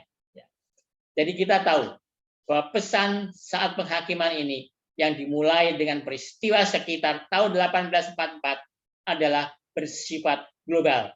Karena malaikat menempatkan satu kaki di darat dan yang lainnya di laut. Itulah yang akan kita baca nanti, kita lihat di dalam kitab Wahyu pasal 10. Pengumpulan orang-orang benar dengan pesan yang datang dari buku kecil dalam Wahyu pasal 10 lebih lanjut diperkuat dalam Wahyu pasal 14 ayat 6 sampai dengan 12. Karena dikatakan di dalam Wahyu pasal 10 ayat 11 dikatakan di situ engkau harus bernubuat lagi. Kita baca, maka ia berkata kepadaku, engkau harus bernubuat lagi kepada banyak bangsa dan kaum dan bahasa dan raja. Itulah yang dikatakan di dalam Wahyu 10 ayat 11. Dan di mana kita disuruh untuk bernubuat itu adalah Wahyu 14 ayat 6 sampai dengan 12. Itulah pekabaran 3 malaikat. Jadi harus berdebat lagi di tengah-tengah kebangkitan palsu dari setan. Jadi umat Tuhan harus bernubuat mengabarkan pekabaran 3 malaikat dari Wahyu 14 ayat 6 sampai 12 di tengah-tengah kebangkitan palsu dari setan. Dan Tuhan akan membawa kebangkitan kesalehan yang sejati di antara umatnya. Kebangkitan yang lebih dulu adalah kebangkitan orang fasik. Itulah sangkakala ke-6. Ya. Jadi kebangkitan rohani yang pertama adalah dilakukan oleh orang-orang fasik. Kemudian ada pekabaran yang dikenal sebagai pekabaran malaikat yang keempat.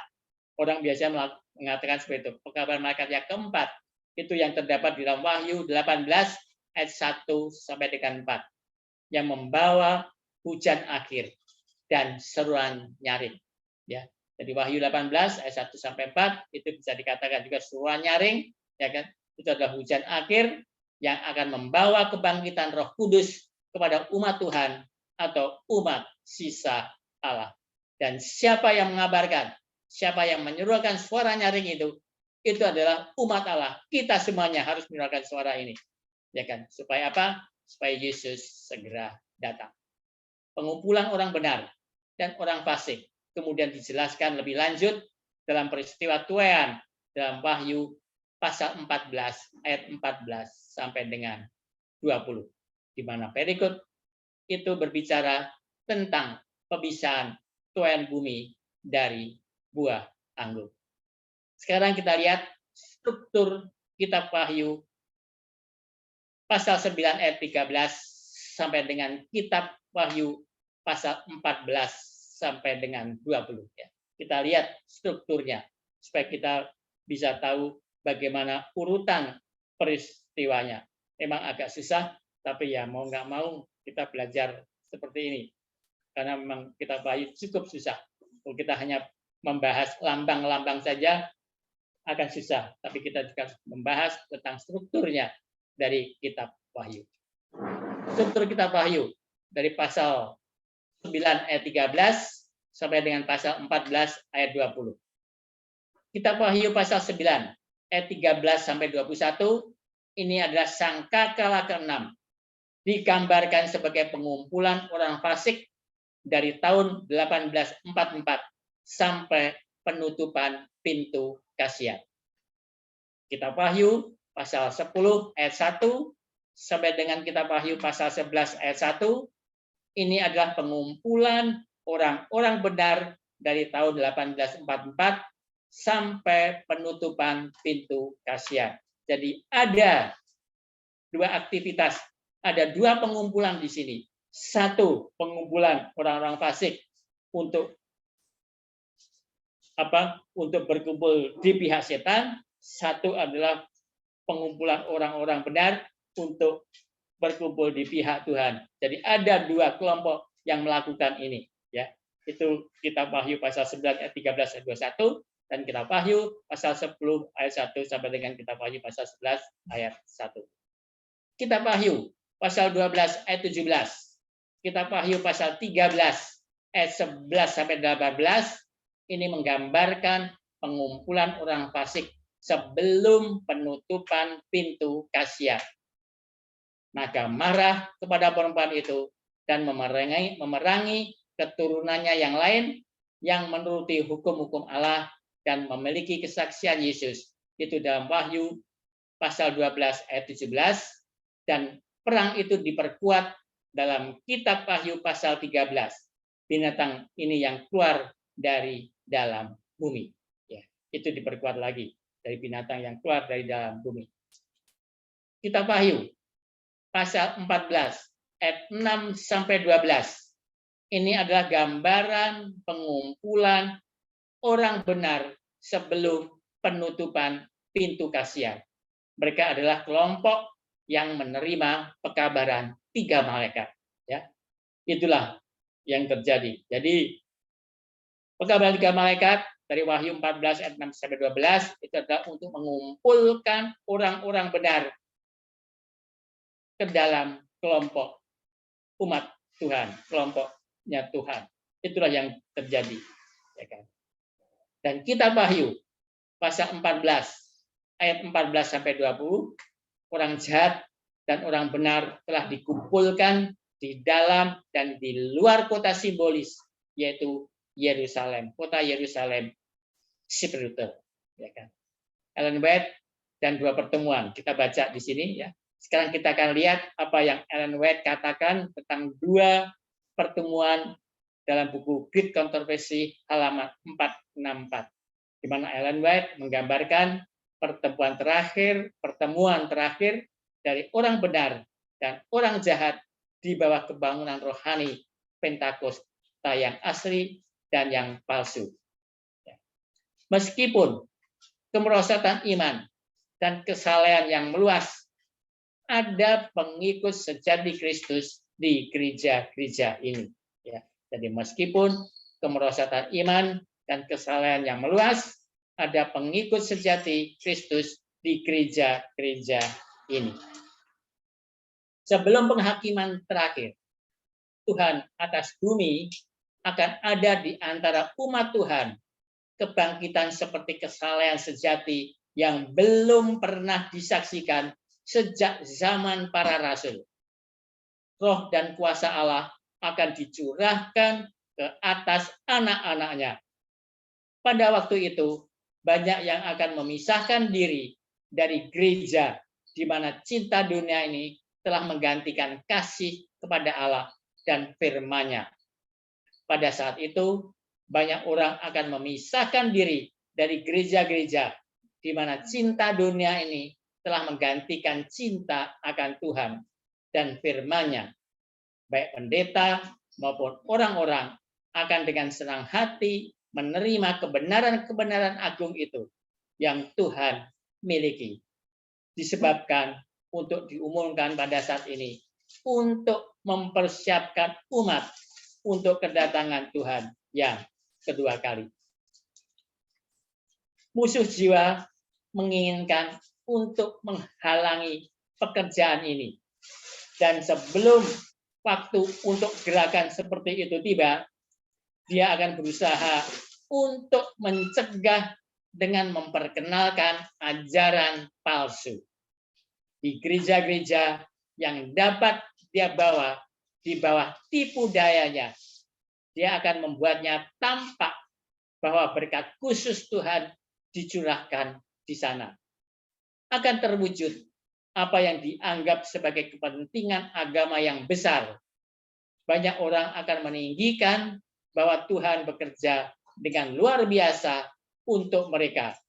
Ketika pekerjaan itu keluar dari roh lain, di bawah penyamaran agama, setan akan berusaha untuk memperluas pengaruhnya atas dunia Kristen. Great Controversy halaman 464. Begitu juga pekabaran 3 malaikat harus dikabarkan ke seluruh dunia. Sekarang setan mengumpulkan umatnya. Dia benar-benar melakukan sebelum kebangkitan sejati datang, karena setan tahu bahwa akan ada kebangkitan sejati, yaitu pekabaran 3 malaikat yang terdapat di dalam Wahyu 14 ayat 6 sampai dengan 12 yang akan dikumandangkan ke seluruh dunia. Jadi pada sangkakala ke-6 akan ada kebangkitan rohani palsu, dan kebangkitan rohani palsu akan datang lebih dahulu. Kemudian Wahyu pasal 10 menjadi kebangkitan rohani sejati yang akan mengumpulkan umat Tuhan. Ellen White menulis tentang orang benar. Hamba-hamba Tuhan dengan wajah mereka bercahaya dan bersinar dengan pentahbisan suci akan bergegas dari satu tempat ke tempat lain untuk mengabarkan pekabaran dari surga. Ribuan suara di seluruh bumi akan memberikan peringatan. Keajaiban akan terjadi. Sakit akan disembuhkan. Dan tanda-tanda serta keajaiban akan mengikuti orang-orang percaya. Setan juga bekerja dengan keajaiban berbohong, bahkan menurunkan api dari surga di depan mata manusia. Ini dalam Wahyu 13 ayat 13. Dengan demikian, penduduk bumi akan dibawa untuk mengambil sikap mereka. Jadi pekabaran 3 malaikat yang akan disuarakan dengan suara nyaring, tapi setan juga akan melakukan kebangunan rohani palsu. Dan ini akan membagi dunia menjadi 2 kelompok, yaitu tuaian bumi dan buah anggur. Dengan demikian, penduduk bumi akan dibawa untuk mengambil posisi mereka, yaitu di sisi Tuhan atau di sisi setan. Dan kemudian yang akan Yesus lakukan dengan sabit, Yesus akan menuai tuaian bumi, yaitu orang-orang benar. Dan orang jahat akan dibuang ke kilangan pemerasan anggur murka Allah. Itulah 7 malapetaka terakhir. Sangkakala ke-6 bukan menggambarkan gerakan Muslim, orang-orang abad pertengahan. Ya. Itu adalah gangguan dari apa yang Tuhan ingin ketahui tentang akhir zaman. Ya. Jadi memang ada penafsiran-penafsiran seperti itu. Itulah gangguan-gangguan itu. Tapi yang di sini dikatakan sangkakala 6 adalah pengumpulan orang-orang fasik berkumpul di pihak setan dan pengumpulan orang-orang benar di pihak Tuhan. Bukan menggambarkan gerakan Muslim pada abad-abad pertengahan. Jadi ini bukan bagaimana bunyi sangkakala itu begitu sulit untuk dipahami sehingga orang tidak peduli dengan sangkakala. Kita harus peduli dengan sangkakala. Kita harus pelajari ini dengan hati-hati supaya kita bisa mempersiapkan diri kita pada waktu peristiwa itu terjadi. Dan sekarang sudah terjadi karena kita berada di zaman peristiwa di sangkakala ke-6. Kita harus peduli dengan sangkakala karena sangkakala ke-6 menggambarkan apa yang terjadi dari tahun 1844 sampai penutupan pintu Kasian. Ya. Kan sekarang pintu Kasian belum terjadi, tapi tahun 1844 sudah lewat. Jadi berarti kita sekarang berada di sangkakala ke-6. Tinggal nunggu satu sangkakala lagi, sangkakala ke-7. Yesus datang menjemput kita. Jadi relevansi kitab Wahyu 16 ayat 12 sampai dengan 16. Ya. Tadi kan dikatakan sangkakala ke-6 adalah Wahyu 9 ayat 13 sampai 21. Sekarang bagaimana hubungannya dengan kitab Wahyu pasal 16 ayat 12 sampai dengan 16? Kita harus memahami Wahyu 16 ayat 12 sampai 16 sebagai perluasan dari sangkakala ke-6 dalam Wahyu 9 ayat 13 sampai dengan 21. Ya. Jadi Wahyu 16 ayat 12 sampai 16 adalah perluasan sangkakala ke-6 dari kitab Wahyu 9 ayat 13 sampai dengan 21. Jadi apa yang ingin kita pahami sekarang adalah bahwa Wahyu 16 ayat 12 sampai 16 yang menggambarkan tulah ke-6 adalah perluasan dari sangkakala ke-6. Mungkin ada pertanyaan. Tulah ke-6 adalah setelah pintu Kasian ditutup. Jadi bagaimana kita bisa mengatakan bahwa itu adalah perluasan dari sangkakala ke-6, ya? Karena kan tulah ke-6 itu setelah pintu Kasian ditutup. Pada di sini katakan sebelum pintu Kasian ditutup. Bagaimana hubungannya itu? Kita lihat.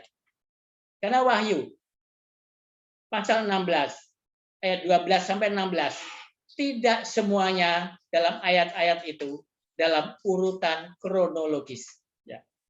Ada 2 fakta yang menghubungkan kedua bagian ini bersama, dengan kata lain sangkakala ke-6 dan Wahyu 16 ayat 12 sampai dengan 16. Yang pertama, ada referensi tentang sungai Efrat, baik sangkakala ke-6 dan tulah ke-6.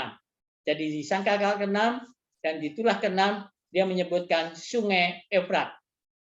Jadi Jadi pasti ada semacam hubungan, karena hanya ada 2 kali dalam kitab Wahyu bahwa secara eksplisit Sungai Efrat disebutkan dengan nama.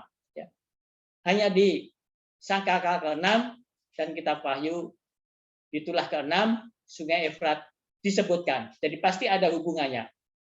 Yang kedua, ada referensi untuk roh-roh jahat yang dilepaskan untuk pergi ke seluruh dunia untuk mengumpulkan orang jahat untuk melawan umat Allah yang sisa. Ya, jadi ada 2 referensi ini. Yang pertama ada Sungai Efrat, tapi yang kedua ada roh-roh jahat yang dilepaskan ke seluruh dunia untuk mengumpulkan orang jahat untuk melawan umat Allah yang sisa. Jadi kita menangkap kesamaan keduanya antara sangkakala ke-6 dan tulah ke-6. Jadi kita memiliki pertama satu penyebutan Sungai Efrat dan kedua pelepasan roh-roh jahat untuk pergi ke seluruh dunia untuk mengumpulkan orang jahat melawan umat sisa. Ini adalah satu-satunya bagian dalam kitab Wahyu yang menyebutkan nama Sungai Efrat dengan nama. Yang lain tidak hanya sungai saja, tapi disebutkan Sungai Efrat dengan nama. Namun kita akan melihat bahwa dalam Wahyu 12 ayat 13 sampai 15 kita memiliki atau menyinggung atau petunjuk bahwa Efrat sedang dirujuk.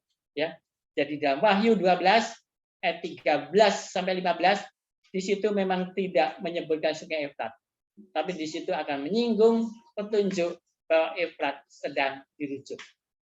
Jadi untuk memahami hubungan antara 2 bagian ini, yaitu Wahyu 9 ayat 13 sampai 21, yaitu sangkakala ke-6, dan Wahyu 16 ayat 12 sampai 16, kita harus kembali ke Wahyu pasal 12 untuk mendapatkan sedikit konteks sejarah.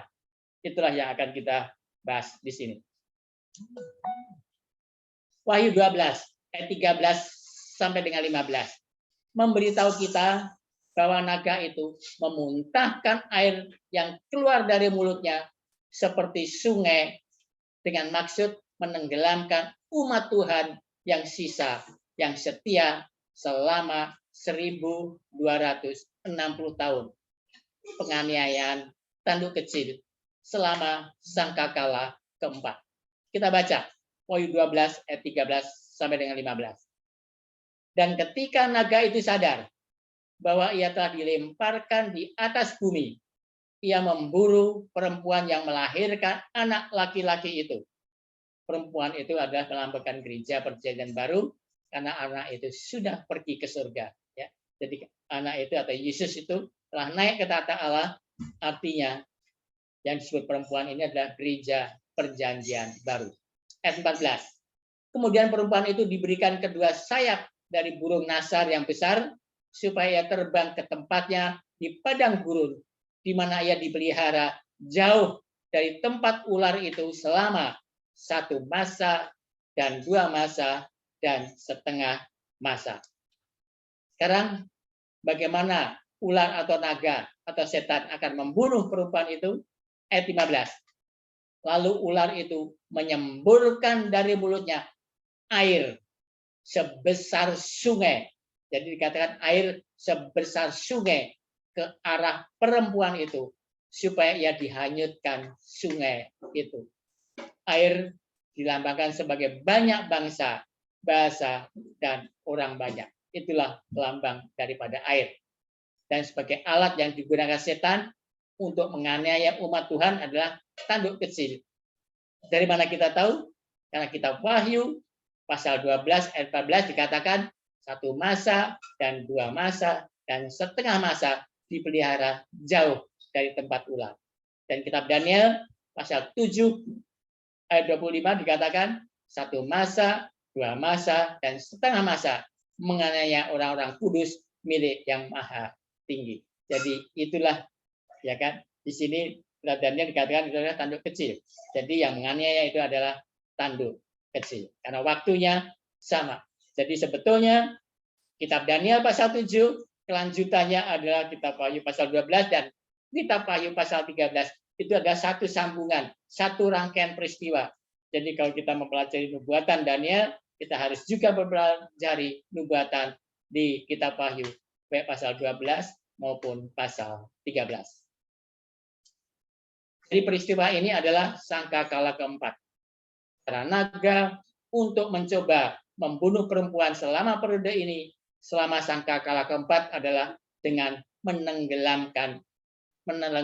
menenggelamkannya dalam sungai. Apa arti air yang naga ingin gunakan untuk menenggelamkan perempuan selama sangkakala keempat? Kita baca, kita lihat Yosua pasal 24, pasal 22 dikatakan di sini. Jadi kita melihat ayat yang lain yang untuk menerangkan ayat yang baru saja kita baca tadi.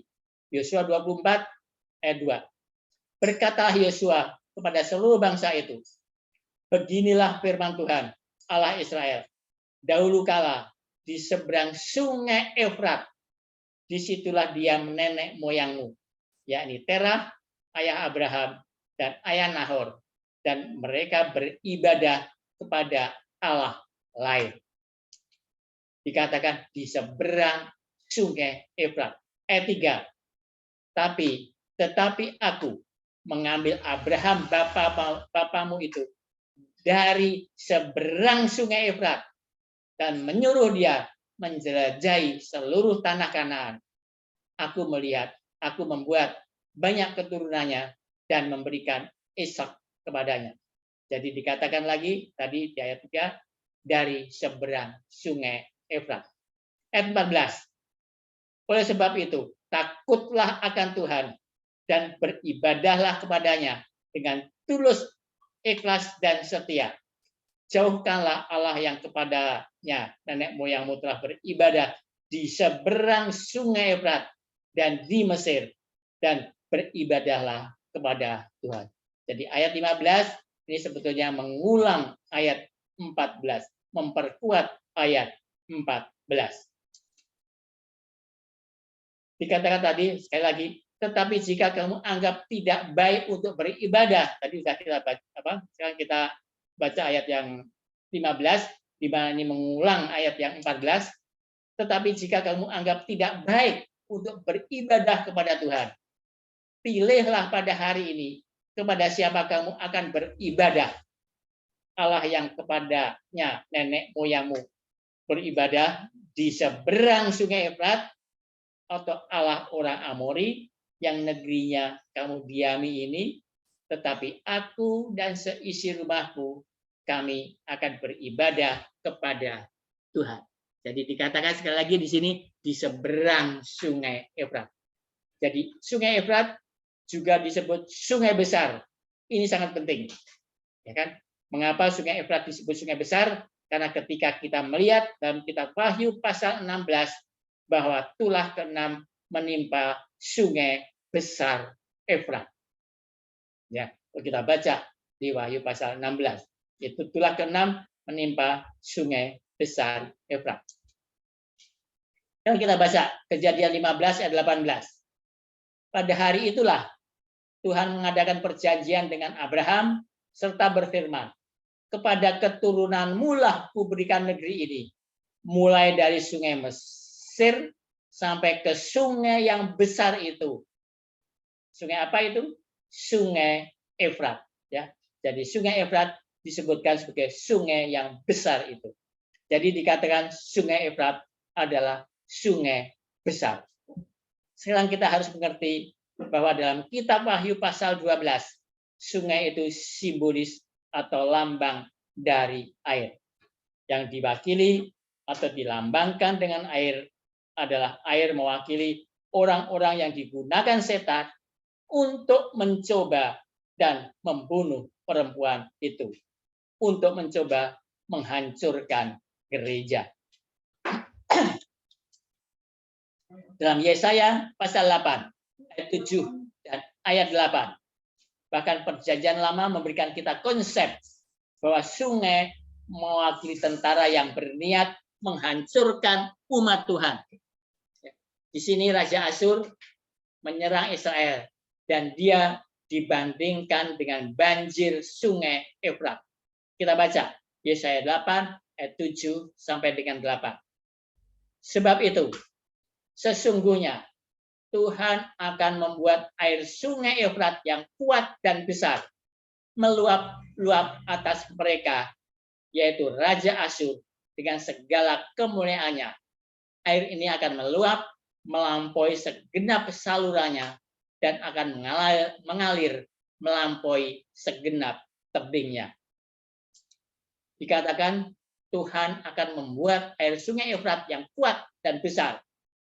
Arti air sungai Efrat yang kuat dan besar adalah Raja Asyur dan semua kemuliaannya begitu besar, kekuatannya begitu besar. Jadi yang diwakili air sungai Efrat yang kuat dan besar adalah Raja Asyur dan pasukannya. Dia akan naik ke semua salurannya yang dilambangkan dengan sungai yang membanjiri, dan akan naik ke semua salurannya dan akan mengalir melewati segenap tebingnya. Artinya dia akan melewati dan masuk ke Yehuda. Kita baca ayat 8. Serta menerobos masuk ke Yehuda, ibarat banjir yang meluap-luap hingga sampai ke leher, dan sayap-sayapnya yang dikembangkan akan menutup seantero tegribu. Ya, Emmanuel. Dalam Wahyu pasal 12, kita harus memahami sungai dengan kata sandang pasti dalam bahasa Yunani, atau banjir yang dimuntahkan dari mulut naga itu seperti sungai Efrat. Jadi kita kembali ke Wahyu pasal 12 ayat 15, dikatakan lalu ular itu menyemburkan dari mulutnya air sebesar sungai ke arah perempuan itu supaya dihanyutkan sungai itu. Ya. Jadi ada yang menarik jika kita membaca Alkitab King James Version dari kitab Yosua pasal 24 yang telah kita baca tadi, di mana dikatakan sungai itu banjir.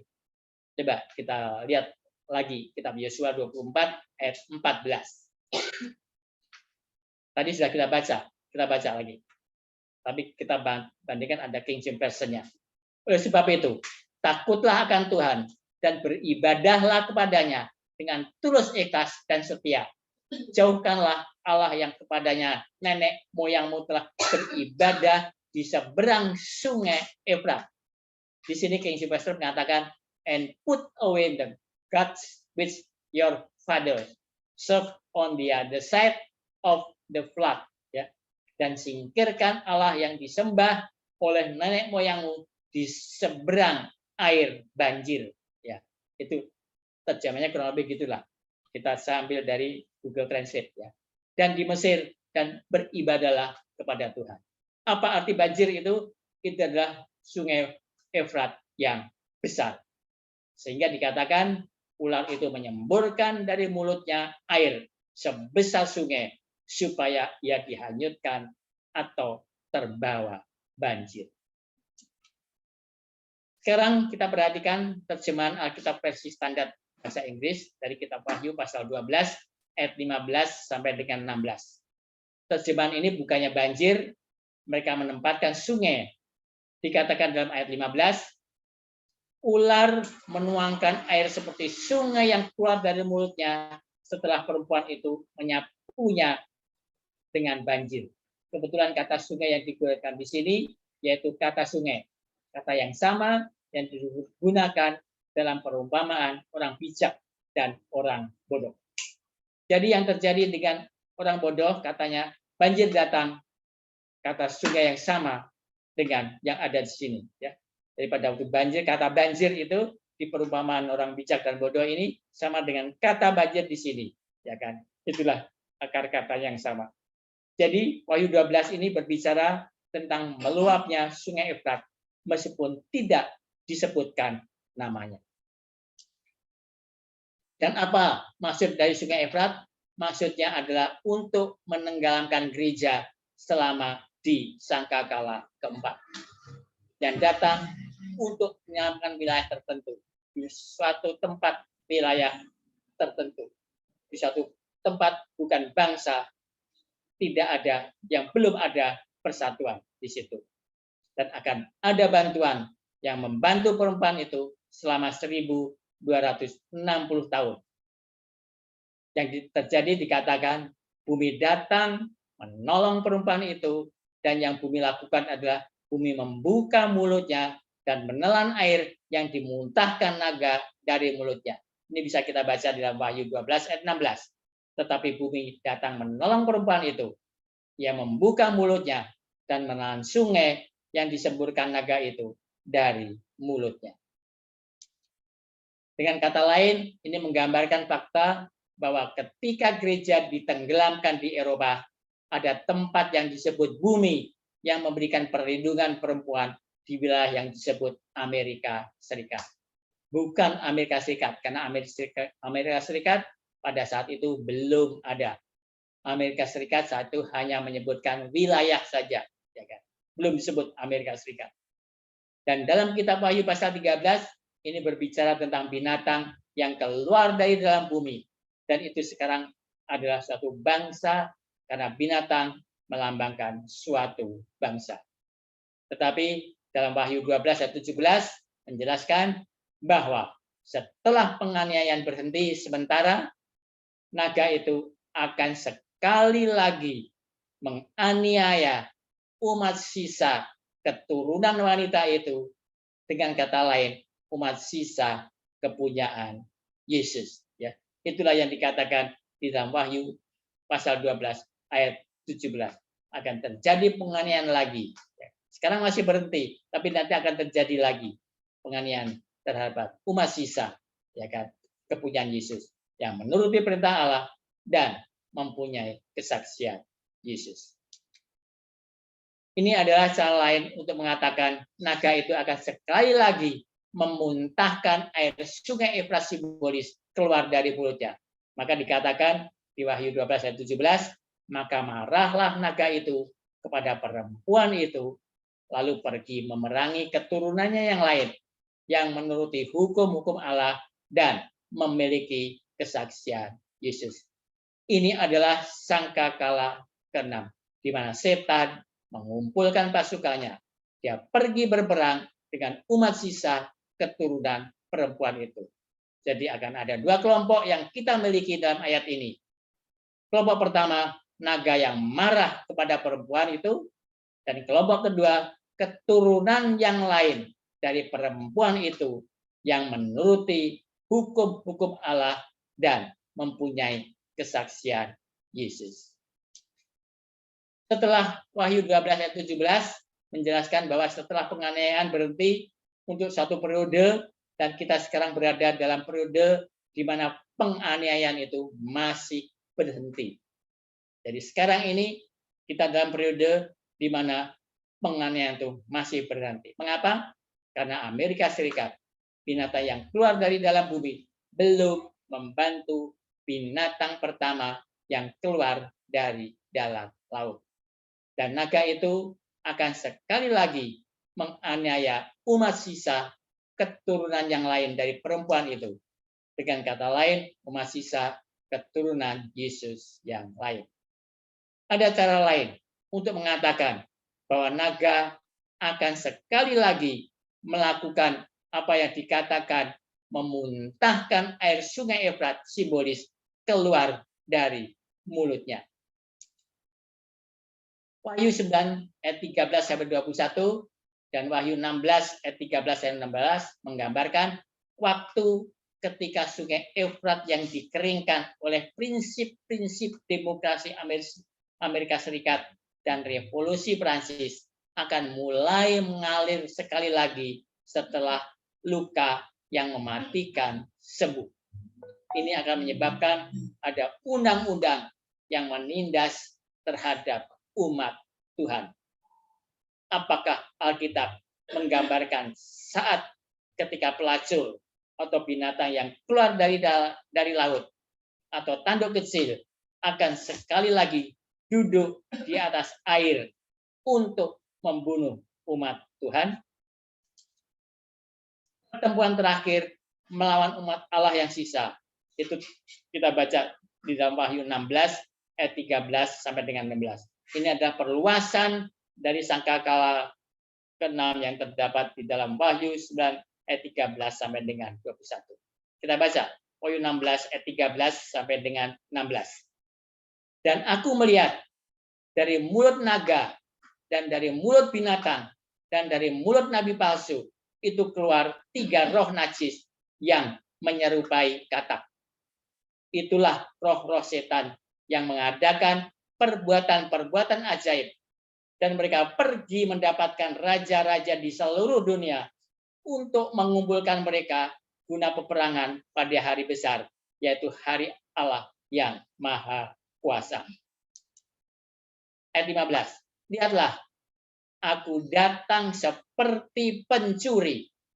Berbahagialah dia yang berjaga-jaga dan yang memperhatikan pakaiannya, supaya ia jangan berjalan dengan telanjang dan jangan kelihatan kemaluannya. Ayat 16, lalu ia mengumpulkan mereka di tempat yang dalam bahasa Ibrani disebut Harmagedon.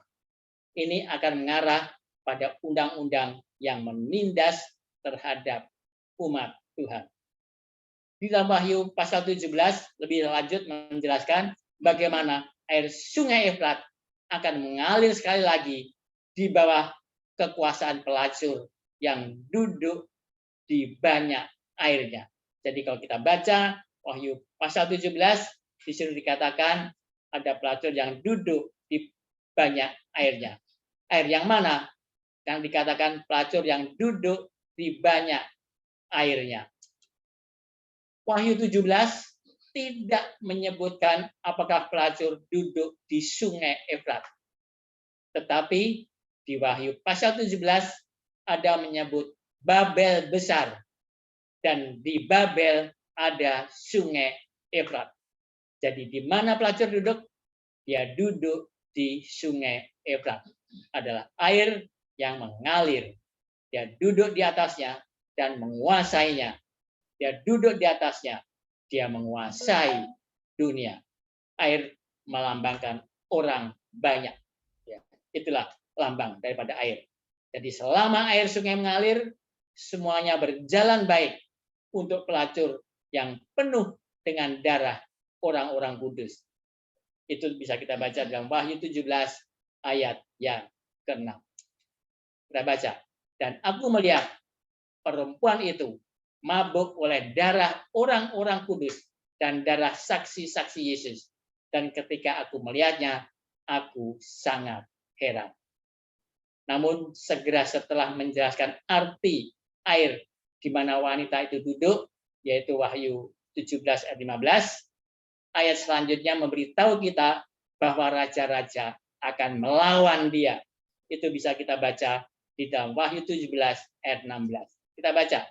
Wahyu 17 ayat 15. Lalu aku berkata kepadaku, lalu ia berkata kepadaku, semua air yang telah kau lihat, di mana wanita pelacur itu duduk, adalah bangsa-bangsa dan rakyat banyak dan kaum dan bahasa. Ayat 16. Dan ke-10 tanduk yang telah kau lihat itu serta binatang itu akan membenci pelacur itu, dan mereka akan membuat dia menjadi sunyi dan telanjang, dan mereka akan memakan dagingnya dan membakarnya dengan api. Dengan kata lain, air di mana pelacur itu duduk akan mengering. Seperti di dalam Wahyu 16 ayat 12. Ini akan menjadi pengeringan terakhir dari sungai Efrat. Kita baca Wahyu 16 ayat 12. Jadi ada hubungannya antara Wahyu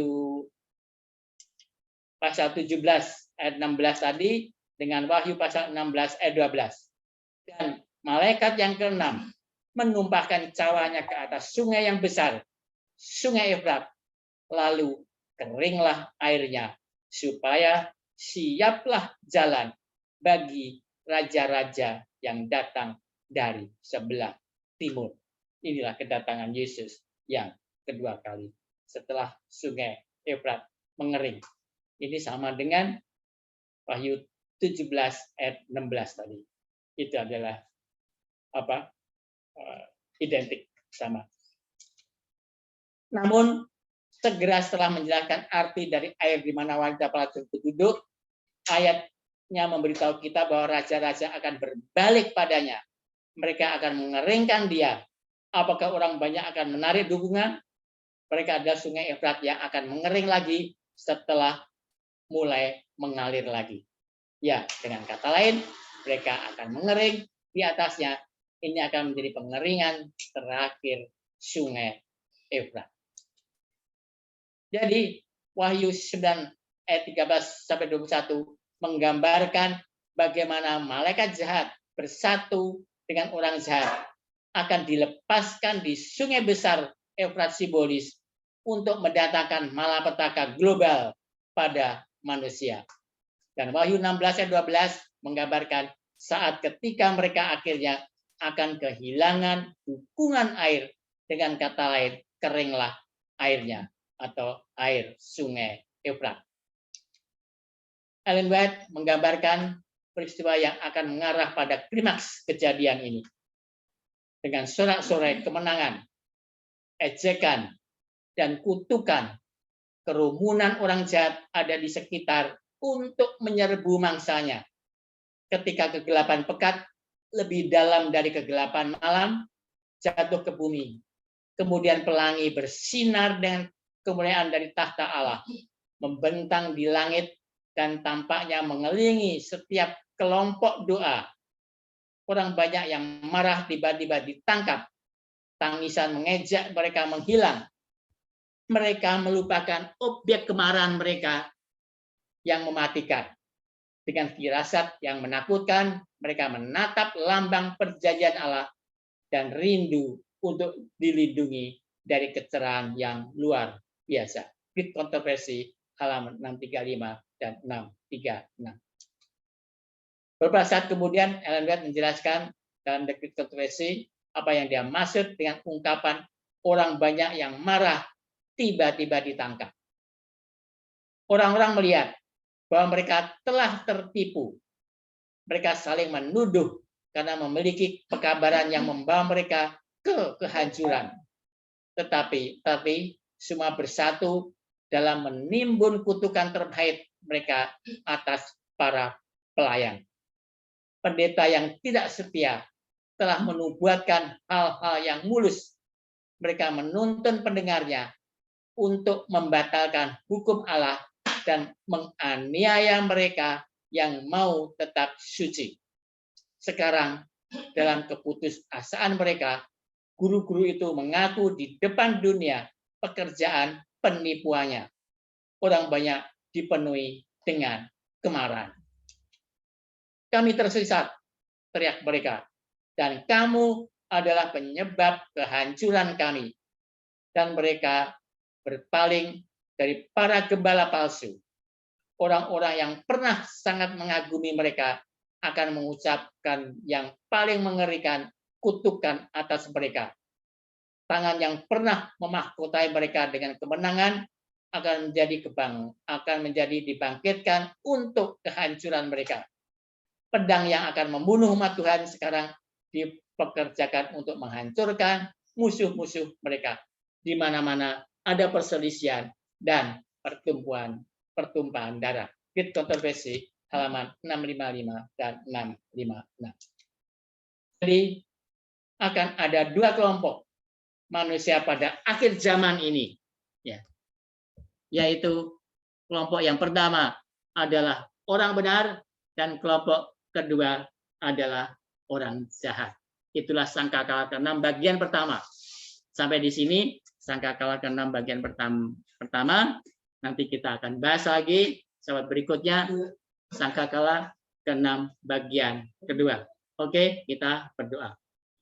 Maha besar Tuhan, Bapa kami yang bertahta di dalam surga, kami ucapkan puji syukur terima kasih Tuhan atas firman yang telah kami pelajari pada Sabat sore Tuhan, di mana kami semua telah mempelajari tentang sangkakala ke-6.